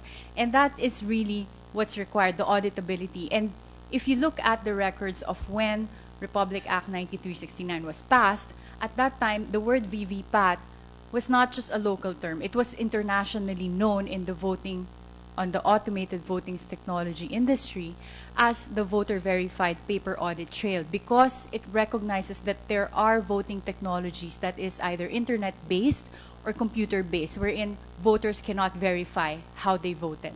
But if you look at the law, it was designed in a way that voters have a paper-based voting technology, which means that the ballots themselves allows voters to verify. That's how the Supreme Court worded that paragraph. And in terms of verifying, if there is no receipt, one, you have the ballots. That is why in an election protest, they open the ballot boxes, wherein you can check the results. But for the current machines, which Comelec will show, when they feed the ballots, the machine themselves also capture images of the ballots, both front and back. And so you can compare the ballots in the boxes as against the images also captured by the machines to ensure that there is no switching of ballots. And in the past 2010, 2013 elections, every time there's an election protest, anyone can compare the electronic results with the hard copy of the ballots. And lastly, you have the random manual audit, which also ensures that the way the voters vote are also verified as against the election results. But for the record, the two past random manual audits did not confirm the accuracy of the machines. Because it's 99.995%. The first random manual audit, 97% yata. The second one is 99.6, parang ganun. Yes, but so let us anyway. Let us review this random manual audit. But I would like to advise you to read the second sentence of that paragraph. Yes. It's one paragraph, meaning one thought from the Supreme Court. Okay, it's paper-based, it can be audited if need be. Anyway, there is a screen which tells the voter how he voted. Yes. Is that true? I mean, both have been disabled. That is the problem. Both have been disabled. And had the Supreme Court known that both would be disabled, would they be as confident as when they wrote that paragraph? Yes. That's my point. Yes, but well, anyway, are we not excited to look at the... Your Honor, let me answer the VVPAT, Your Honor. I think the VVPAT has been debated in the Comelec na it's 7-0. If you want to question, that's why actually pina-categorically state ko kay Chairman so that those who are interested to question the decision, now is your time. Your Honor, quickly. Wait a minute. Chairman Rodriguez will say something. I suggest if we can proceed with the... Quick lang, Your Honor. I have a 2 o'clock appointment. Very quick, Your Honor. The transparency server. Ladies first, Attorney Chong. Okay, Ms. Acol, please. You were saying about the transparency server. During the 2013 elections, okay, there was an intermediary server before the transparency server. That's why we do not trust the transparency server. Getting it from the municipal server, what we would suggest, because the excuse they gave was it was encrypted. And that's why they had to decrypt this and put this in the transparency server. What we would like to suggest now is what is transmitted from the precinct is transmitted to the municipal server, and we get a copy. You only have 96,000 precincts that you will put in the website. Give us the encryption code, and we will, in NAMFREL, we can even give you the apps to do your own totals. So what we're asking for the public website to have is the results of the ERs in 96,000 precincts, together with the log file, the metadata, which tells us what time it was sent, who sent it, and so all of this transmission can be analyzed. This will add transparency because we're given a hard copy. We can compare it with the soft copy. Okay, so that's what we wanted to inject in the transparency server. And Congressman Rodriguez, you were saying about the manual, you did not take into account the advances in technology now. Everybody has a smartphone. So whatever is counted in the precinct can easily be pictured, and each party can have their own totals. Thank you. Mr. Chair. Okay, Mr. Chair, Mr. one Casiple final- has not yet spoken. Can we hear from Mr. Casiple? Thank you, Mr. Chair. Ayoko na sana magsalita. Go ahead, Mon. Sige. But ibang mga topics ito kasi as far as I understand, marami ng discussions dyan sa mga BBPAT. I just had several questions to the Comelec. Kasi ito naman yung mga dati ng mga usapin na hindi kami satisfied before, even as a member ng Advisory Council noong 2010. One is the random manual audit. Meron na bang procedure na ginawa ang Comelec and how to proceed in the 2016? I'm referring actually to the proposal before ng Advisory Council in 2010 na the random manual audit should be done immediately after nung voting mismo. Kasi that's the idea behind the provision in the law. Hindi yung tipong 2 weeks after, 1 month after. Yung randomness dito, yung pagpili mo ng particular na presinto. Hindi yung pipili ka ng presinto well before election. And kahit na mag-lottery ka. Kasi malalaman na yun eh. And ayoko naman maging malicious, pero you can prepare for that. Ang tunay na random, yung on the spot, bubuksan nung random manual team, yung mismong presinto na bubuksan nila yung balota. Doon lang yung doon lang desisyonan. Yung second point dito, I support yung proposal ni Attorney Ivan Oy, yung kaugnay ng hardware. As I understand it, sa Smartmatic ito directed, Smartmatic is now manufacturing the machine. And that was not the case in 2010. And in fact, as I understand it before, kaya nilipat sa China yan. Kasi nalaman na sa Taiwan, it was the company that was making the machine is a subsidiary. Or may majority stocks yung Smartmatic. At naging problem yon sa question ng control, Kaya nga I was surprised last year nung binalik sa Taiwan. So ang tanong ko dito, prepared bang Smartmatic to open the machine at random yung proposal kanina para makita yung schematics, magkaroon ng chip count, makita na kung ano talaga yung laman. Kasi iba yung software review Hardware review, proposal. Hardware. Commissioner Lim, di ba? You made a commitment Friday. There will be a meeting of political parties for the hardware review. No, including protocols on other matters that the political parties are interested in. That could be part of the... That's one of the agenda items. Yeah. And my third point is about the question ng biometrics. Kasi dati rin yan na usapin. In fact, it's already 15 years, But we are not actually using the biometrics sa registration. I thought nung pinasa yung mandatory biometrics ay magkakaroon ng 100% na biometrics lahat ng botante. And therefore, the opportunity na gamitin yung technology para sa registration, to check the registration ng voters sa election day mismo. Alam ko too late na rin yan. But dahil may ganyang sitwasyon, I'm also would like to state na may problem pa rin tayo. Kaugnay in this PCR we allow it to may possibility ng ghost voters and ghost precincts. Na isang kahit nung manual nandyan, hindi rin nawala yan na danger sa panahon ng automated election system dahil hindi nagagamit yung biometrics. And my fourth, last point is, tanong lang naman po ito. Kasi na-delay na nang na-delay. May time pa ba for any emergency? May reserved time pa ba ang Comelec? Kasi I remember yung 2010, alala mo yung malaking emergency, yung CF cards na bigla nating pinalitan, ano? Mabuti lang at that time, there was ample time pa. Talagang hinabol yun. I was part of that effort. Pero medyo nininervyos ako dito that if a crisis, similar proportion lumitaw, confident bang Comelec na may oras pa? Salamat po.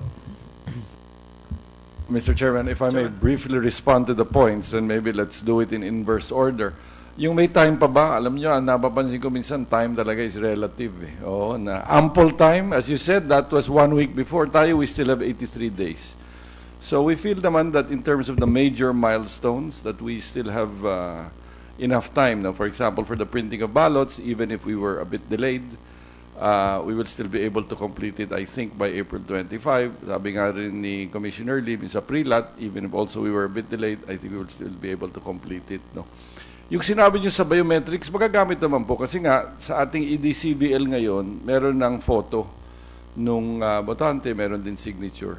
Although later on, you're correct. I think it makes sense na meron din tayong biometric machine wherein talagang you will line up. Kaya lang it might complicate matters for this election. Ayoko masyado di maraming makinang gagamitin. Baka rin ma-compromise yung ating length of time in order to vote. No?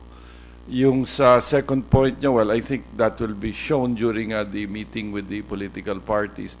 Yung first point nyo on the random manual audit, well, the commissioner in charge for that is Commissioner Luigia, so I'll turn it over to him. But also, we're asking NAMFREL to help us in that regard because, as you know now, NAMFREL is headed by Mr. Dave Balangi, who used to be the chairman of the biggest accounting and auditing firm in the country, and I think he's also ably assisted by Ms. Cora de la Paz, who used to be also the head of Pricewaterhouse. Kaya I think they're best suited, but maybe Commissioner Gia can say, puro mga accountant at auditor, kaya yan ang ano namin.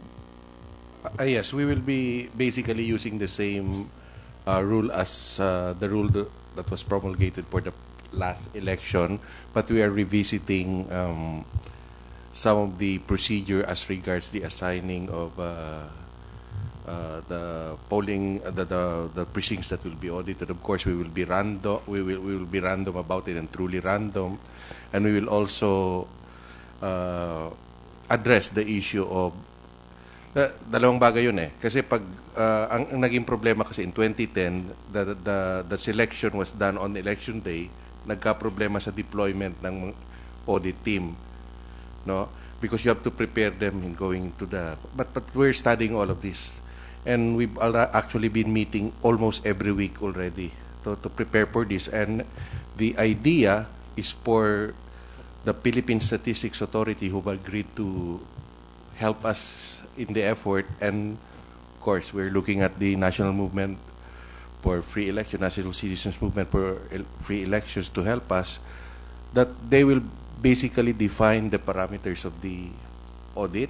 Meron tayong rules. It will be as much as we can third-party audit of the results para sila po yung nagdidita. Parang enabler lang po yung Comelec dito because we want a real audit of the election results. So yes, we will also make sure that the election or that the audit will be done immediately after, as it was done before. Actually, what took time was the validation of the audit finding at the precinct level because of the discrepancy on how eyes can appreciate vote compared to how machine appreciate vote. So nagkakaroon ka man ng discrepancy initially, nagkakaroon tuloy ng validation, and that is what takes time, transporting ballot to the center. But we are addressing these operational issues para mas mabilis. For this election, what is the threshold percentage for the oval to be marked for the machine to in count? In DTOR, Your Honor, it's 99.995. So that's one error for every 20,000. That's accuracy. Yes. But yung oval, for the shading, we adopted 50% of the oval. At least half. So yun yung the human in the RMA, whether that is already 50% or not. Yun, human ang mag-assess di ba? We'll also focus on training our random manual audit team members. Okay, we have a problem. Chairman Rodriguez has to go. He has an appointment. So, can we, kasi we're still in number 1 in item of our agenda. We have a long, we'll endeavor to schedule another one, but just in case we find it difficult to schedule, can we send questions to the Comelec, and then can you commit to us that you will answer the questions, and this exchange would form part of the records of the JCOC?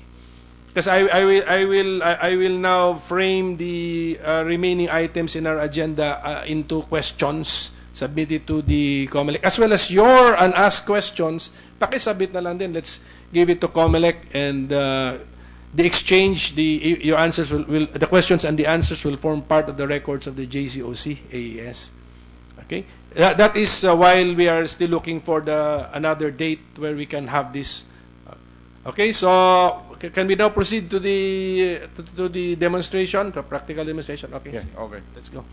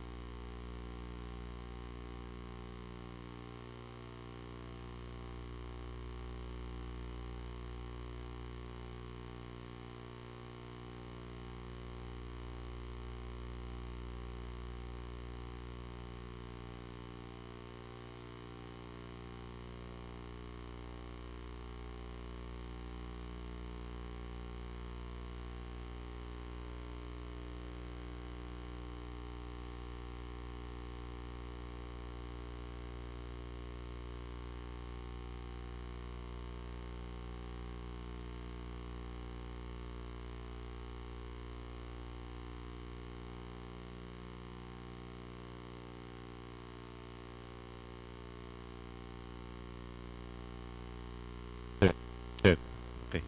So, sir.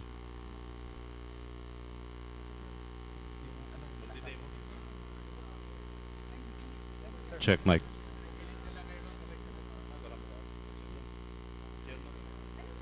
Hello, test.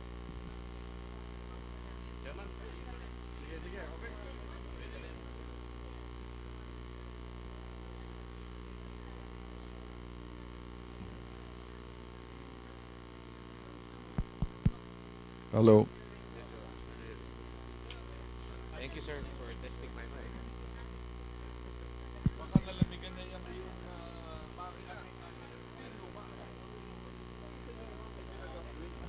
1, 2, 3. 1, 2, 3. Meron pa.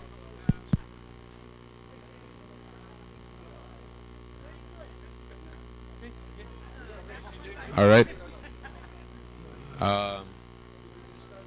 Your Honors, what we have here, first of all, there are... Yes, ma'am? Yeah, I am facing them. Maybe you should move over there. All right. Ladies and gentlemen, what we have here are the two iterations of the vote counting machines, no? Ito yung luma po, ito yung tinatawag nating PCOS or Precinct Count Optical Scan. Ito yung gagamitin natin para sa 2016 elections, yung tinatawag nating VCM or vote counting machine. Physical descriptions muna, obviously medyo mas mataba po itong bagong makina natin.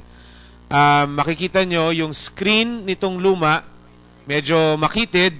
Ito medyo malawak, no? It's actually much wider. Also, you will see later on that the screen is actually colored. It's larger than an iPhone. All right. So, another physical difference, but you probably can't see it right now, is what goes into these two slots.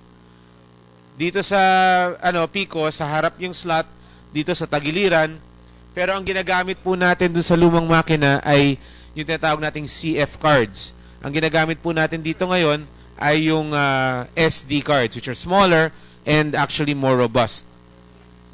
Meron pong mga loops yan for locking, no? For locking on election day. All right. Another thing that you won't be able to see because it's inside the machine is that yung lente po nito merong tinatawag na self-diagnostic program, which means that it continually scans itself para makita niya kung merong dumi yung lente niya para maiwasan natin yung digital lines, no? As you know, what we saw in 2013 was that eventually nagkaroon ng build up ng lint or some dirt doon sa lens so that nung pinipicturean na nung makina yung balota, may mga guhit siyang nakikita. Dito hindi mangyayari yon kasi madidetect ng mismong makina na may ganong klaseng build-up at magpa-prompt ngayon siya dun sa operator na linisin mo ako. At meron tayong cleaning sheet na ipapasok precisely to remove any build-up of that nature. Alright, so we'll go into the operation of the machine now. So Senator, one of the things, the first thing that we need to do is we need to activate yung control panel. Right now, I'm sure hindi nyo nakikita, but right now meron siyang parang looping picture, no? So hindi yan, walang mangyayari dyan kahit galawin ko yan. So kailangan natin i-activate yung admin panel. First thing the admin panel will do is ask me who I am. No, sino ako sa BEI? So in this case, sabihin natin chairman, ipaprompt niya ako na maglagay ng PIN. So hindi po ito yung PIN na gagamitin on election day. It's for the demo strictly. Opo. Opo. Bibigay yung PIN natin doon sa mga guro in a sealed envelope, no? So we will say we want to open the elections kasi kung makita mo, Senator, it says not open, no? Which means that the machine cannot accept ballots at this point. So, Congressman, we have to change it to open. All right? So we click open voting. And then we enter the PIN code of the chairman once again. So magpuproseso siya, and ang una niyang gagawin ay magpiprint siya ng initialization report. So printing report po. Yung initialization report, ito po yung report na nagpapakita na walang laman yung memory ng makina. Which means that the tape will only show 0 votes for all of the positions. So makikita mo, unang-una, makikita mo nakalista lahat ng possible choices. Makikita mo kung ilan ang botong natanggap ng bawat choice. At since bagong bukas yung makina, 0 po ang nakalagay dyan. Makikita nyo rin yung space para sa fingerprint at pirma ng ating Board of Election Inspectors. Ngayon, so ipapasa po natin ito para makita ninyo. Pero bago natin ipasa, gusto ko po ipakita sa inyo, meron siyang section na nagpapakita ng tinatawag nating hash code. No? Ano ba yung hash code? Yung hash code is an alphanumeric string of characters na basically fingerprint po yun, fingerprint nung sistema. No? Ibig sabihin, yung fingerprint nitong makina na to, yung hash code, dapat magmamatch dun sa hash code na ipinablish ng Comelec na siyang fingerprint naman nung source code na nasa Bangko Sentral. That way, malalaman natin na identical yung dalawang code. Alright. So, i-open na natin yung voting. Open na siya. Balik na tayo dun sa mismong voting screen. Ito po yung makikita ninyo. Makikita ninyo, meron tayong graphic dyan na gumagalaw at nagpapakita na ready na siya to accept a ballot. Sandali po.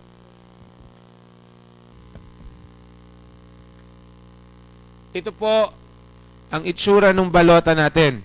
Ito yung demo ballot lamang, no? Demo ballot lang ito. So definitely, hindi ito yung gagamitin natin. In fact, ang mga pangalan dito medyo kakaiba. No? Ito yung tinatawag naming Mickey Mouse ballot. Kasi kung hindi ako natakamali, may Mickey Mouse dito somewhere. At meron din ditong Taylor Swift, by the way, na nanalo ng Artist of the Year. Alright. So, one of the things na palaging sinasabi ay wala daw kakayanan yung makina na mag-scan for ultraviolet marks. No?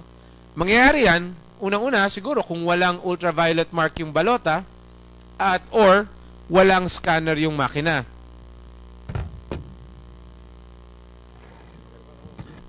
So, gusto ko lang pakita, thank you sir, na yung ating balota ay meron ngang ultraviolet mark. No? Yan. Ito po yung tinatawag na yung black light. So, meron siya, no? So, meron siyang ultraviolet mark. Ngayon, meron tayong isang balota dito, Senator, na bagaman meron siyang ultraviolet mark, ay tinakpan natin ng tape. So, para hindi natin makikita yung ultraviolet mark. Sandali, Senator. Diyan. May pahawak ko sa iba. Nakakaya naman sa'yo, sir.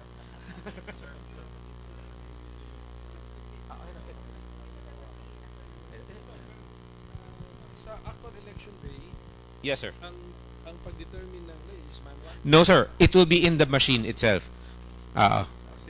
Activated na po yun. So, pakita ko lang po sa inyo na itong regular ballot na merong ultraviolet mark, pero ito wala tong marka, no?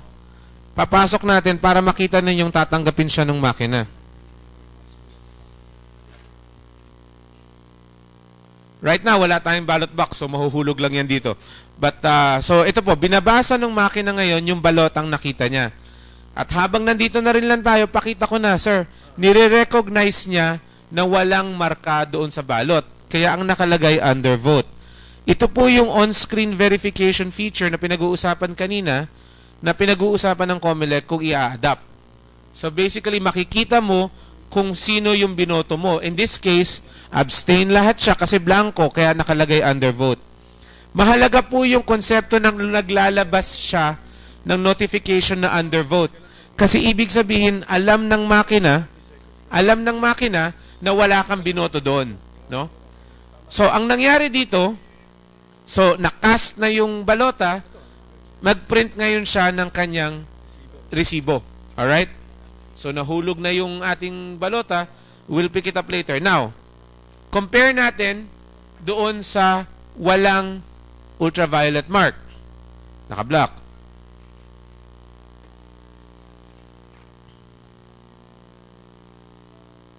So, meron siyang alert na wala akong nakitang was not an original ballot. So, papa-reject niya ngayon yan. In real life, hindi na lalabas ulit. Mahuhulog po siya, sir, doon sa loob ng ballot box, pero meron separate container inside the box. Alright? So, yun siguro yung patunay na itong ating balota, dahil natakpan yung kanyang UV mark, hindi tatanggapin ng makina. Therefore, yung makina, merong siyang UV scanner. Alright.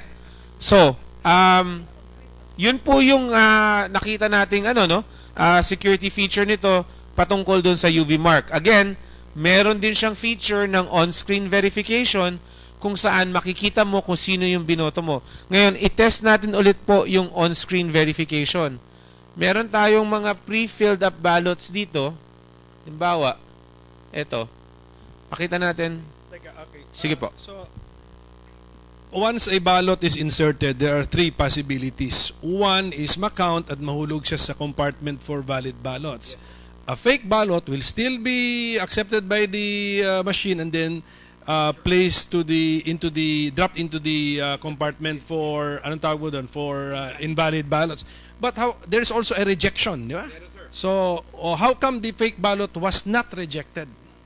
Sir, because yung fake ballot, parang evidence na po yun for later prosecution kung magiging option yun for the Comelec. No? Hindi siya ibabalik do sa botante kasi nga fake ballot na yon. Ang binabalik natin sa botante, yung mga example po ng may mga overvote or may mga ambiguous marks. Bakit? Kasi binibigyan natin ng pagkakataon yung botante na mag-correct nung marka. So, naghahanap lang po ako dito ng posibleng ambiguous mark, pero ipasok po natin, tingnan natin, ang vote for president dito ay si Juan Luna. At ang vote for Vice President ay si Sailor Moon. So, makikita kailangan natin dito sa screen na yun yung boto na i-reflect niya, no? So, Juan Luna for President and Sailor Moon for VP. So, binabasa ng makina yung balota at ilalabas niya ngayon. Magkakaroon tayo ng on-screen verification kung saan yun exactly ang makikita mo. Now, about on-screen verification, what you can see is that you can scroll it up and down. No? So, gumagalaw siya para mababasa mo all the way down to the bottom. Ang importante dito, may timeout po itong screen na ito.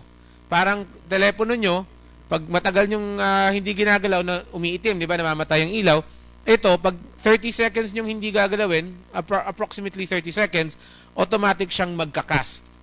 No? So Opo.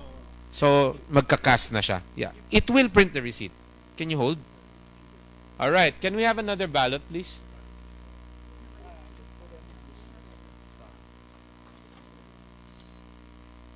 How long was that? There you go. Thank you.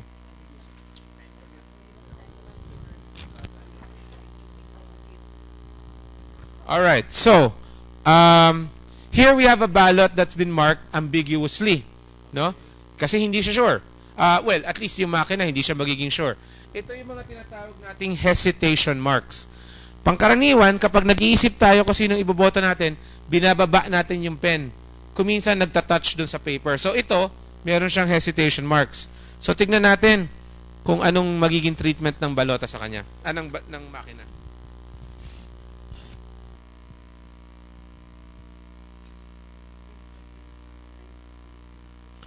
So, nag-a-alert siya na meron kang ambiguous mark detected for President and for Vice President. At sinasabi niya kung saan. Pwede natin ngayon ibalik yan. So, ibabalik natin sa botante at yung botante, iikot ngayon sa dulo ng pila para umulit sa proseso. Babalik siya sa voting area. Hindi niya pwedeng gawin yon sa harapan ng makina kasi makakaantala siya sa pila ng mga tao na naghahantay din ng kanilang chance to vote. Now, can I have the marker? Yes, sir. You have to use the same ballot. Now, I'll give an example. Meron kang ambiguous mark kay Andres Bonifacio. Sabihin natin, ang actual na vote ko ay si Marcelo del Pilar. Okay? Sabihin natin, habang bumuboto ko kanina, binoto ko si Marcelo del Pilar, pero nag-isip ako na i-touch ko kay Andres Bonifacio. So, wala akong balak iboto si Andres Bonifacio. Anong gagawin ng makina dun sa balota ko?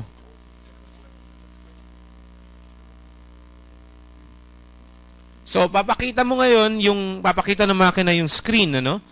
At makikita mo sa screen, ang unang sasabihin niya may ambiguous mark. So, alam kong ambiguous mark.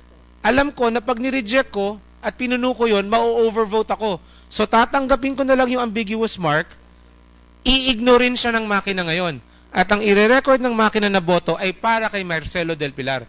Kasi yun ang valid vote ko. No? So, tatanggapin natin ngayon yan, kasi yan ang binoto ko. Ko-confirm natin ngayon dito sa tape kung sino ang na-record na boto. Sir, na-record na boto si Marcelo del Pilar. Alright? Okay. Ngayon, tataka kayo, bakit parang ang bilis? Kasi tandaan natin, walang boto yung iba. So talagang wala siyang ipiprint masyado.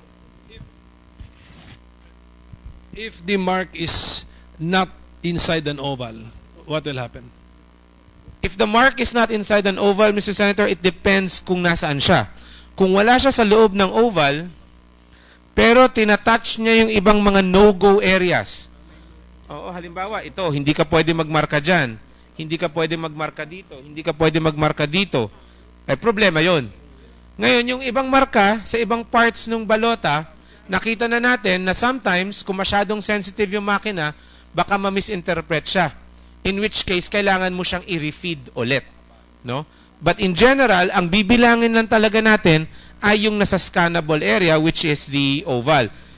Which is another reason kung bakit sinasabi na wala masyadong problema yung strike-through, yung tagos. Kasi yung tagos ng oval dito, hindi nagmamatch sa oval sa kabila. Alright? So yun po yung ating mga security features nung sa makina. So may mga no-go areas tayo. I would like to invite, of course, our senator and our congressman to please, if you can fill up a blank ballot so that you can try it out for yourself. And we can also make the point of how not to shade or how to shade the oval. Napakahalaga po na ang pag-shade ng oval ay buong-buo. Alright? It doesn't matter kung lampas ka ng konti sa oval. You don't have to stay within the lines. Hindi naman ito coloring book. Pero kailangan yung oval natatakpan ng tinta. Hanggat maaari, iwasan natin yung mga ibang klaseng marka. Yung mga X, yung mga check. Yung mga X at mga check, pangkaraniwan, hindi yan mabibilang, maliban na lang kung talagang makapal yung pagkakasulat na natakpan pa rin yung oval. Meron naman tayong nakita sa napakaraming pagkakataon na nag-review din tayo, nakikita natin yung mga oval na nga yan, binilugan pa. So, wag pong ganon, hindi natin bibilugan, ano? Wag din natin lagyan ng smiley, wag natin lagyan ng Mickey Mouse na tenga. Alright? Ang pagpasok po ng balota, kahit anong paraan, basta patayo. Hindi po pwedeng pahalang. Alright? So, yun po yung mga basics na kailangan natin tandaan. At on election day, makikita nyo yan sa polling place dahil maglalagay po ng maraming signage ang Comelec para mapaalalahanan kayo tungkol dyan. Yung mismong balota, merong ganong instructions din sa mismong balota. Make sure na basahin nyo ng mabuti. So, Mr. Congressman, ready na tayo? Sige po. Ganun. Meron akong minarkahang konti lang. Yes, sir. Meron talagang bilog. Titingnan natin kung magre-register. Sige, sir. So, kayo po ang magpapasok. Tandaan natin, yung botante ang magpapasok ng balota sa VCM. So,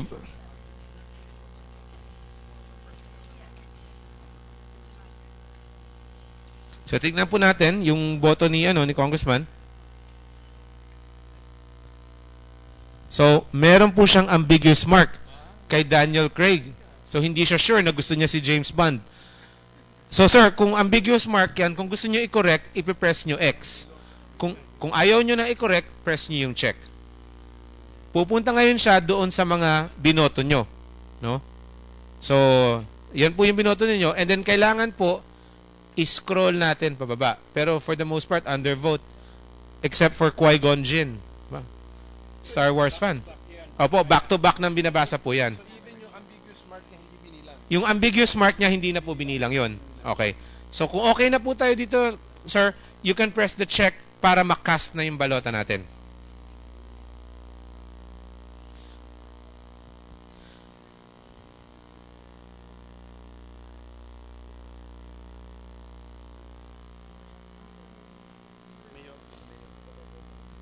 Okay. So, ngayon, kung gagamit tayo ng resibo, ito ngayon, ibibigay natin doon sa botante. Anong gagawin ng botante dyan? Well, babasahin niya, syempre. And then hopefully, ihuhulog niya sa ballot box. No? So, pero may concern nga tayo dyan, I have to say. No? Ang concern naman ng Comelec dyan ay posible, lalo't medyo mga kabataan ngayon, baka mapuslitan ng picturean yan.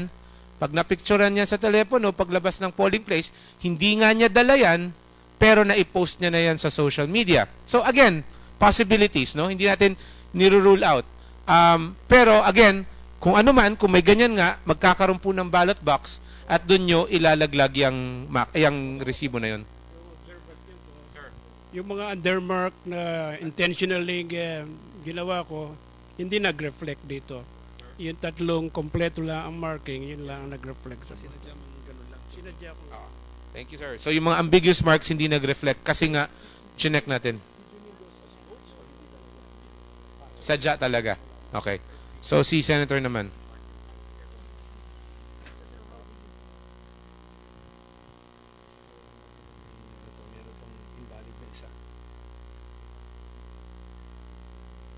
So, paki-check na lang, sir, kung saan dyan yung invalid. Or kung nabasa. So, dapat si Mayor, overvote. Yun na nga. Tama. Ayan, so invalid yan, sir. So you accept that now or kasi wala naman kayo makokorekt na Ang overvote hindi na makokorekt. Okay? So ang ambiguous mark ang makokorekt. Okay? Ang undervote is your right, di ba? Okay, so go.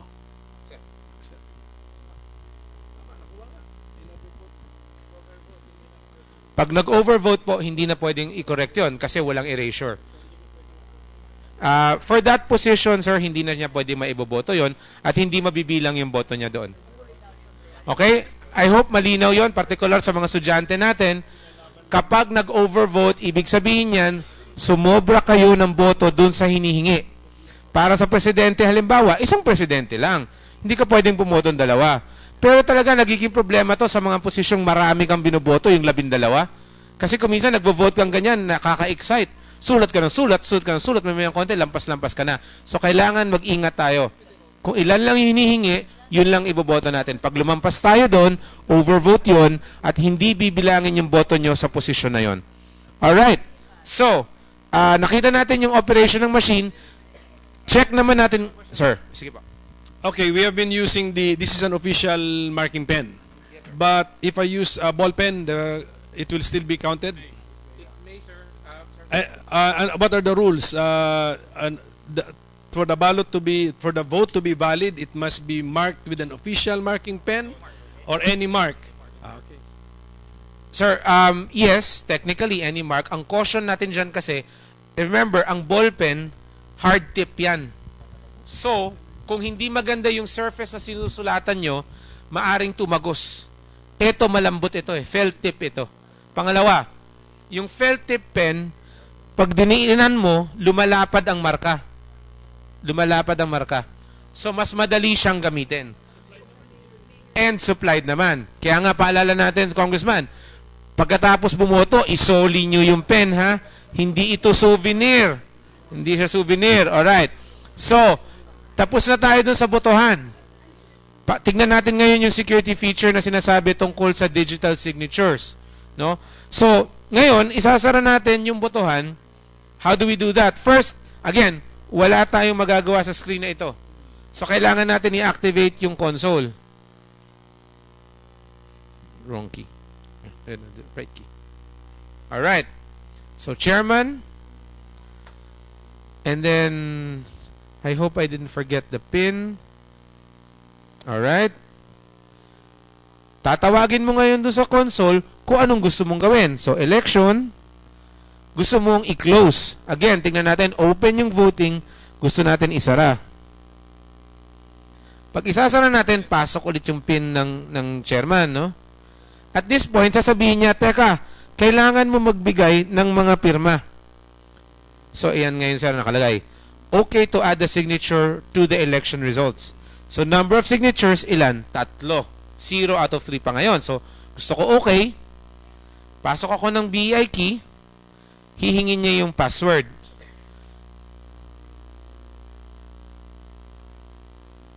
So, okay. Very good. Pasok na yung isa. Okay. So, isa pa. Hihingi siya ng isa pa. So, yes. Pasok natin ulit yung key. Pasok natin yung password ulit. Okay na ulit. So, kung akala mo okay na yan, hindi pa kasi may isa pa. So, hihingi siya ng third. Bibigay mo yung third.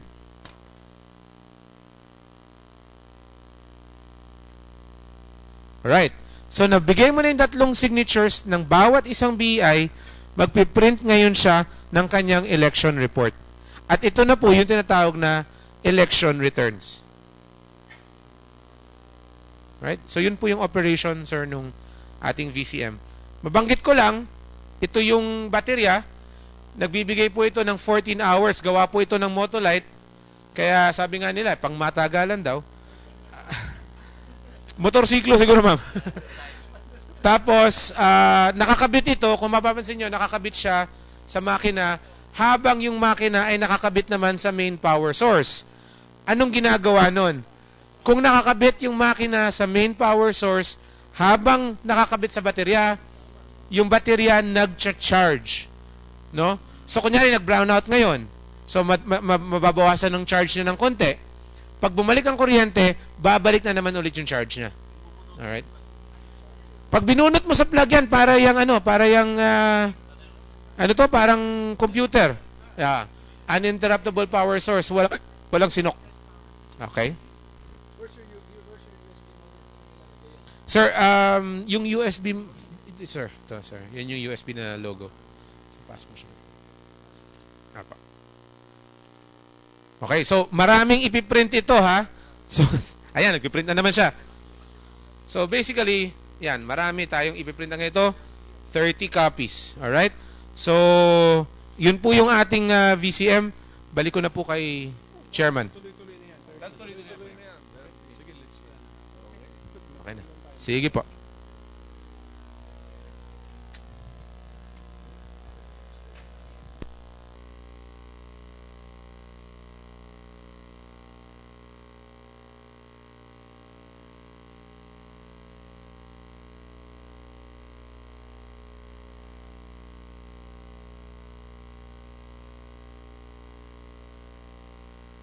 Let's resume our hearing. Thank you, Comelec, for that demonstration. We learned a lot, and the features are impressive if the screen is activated.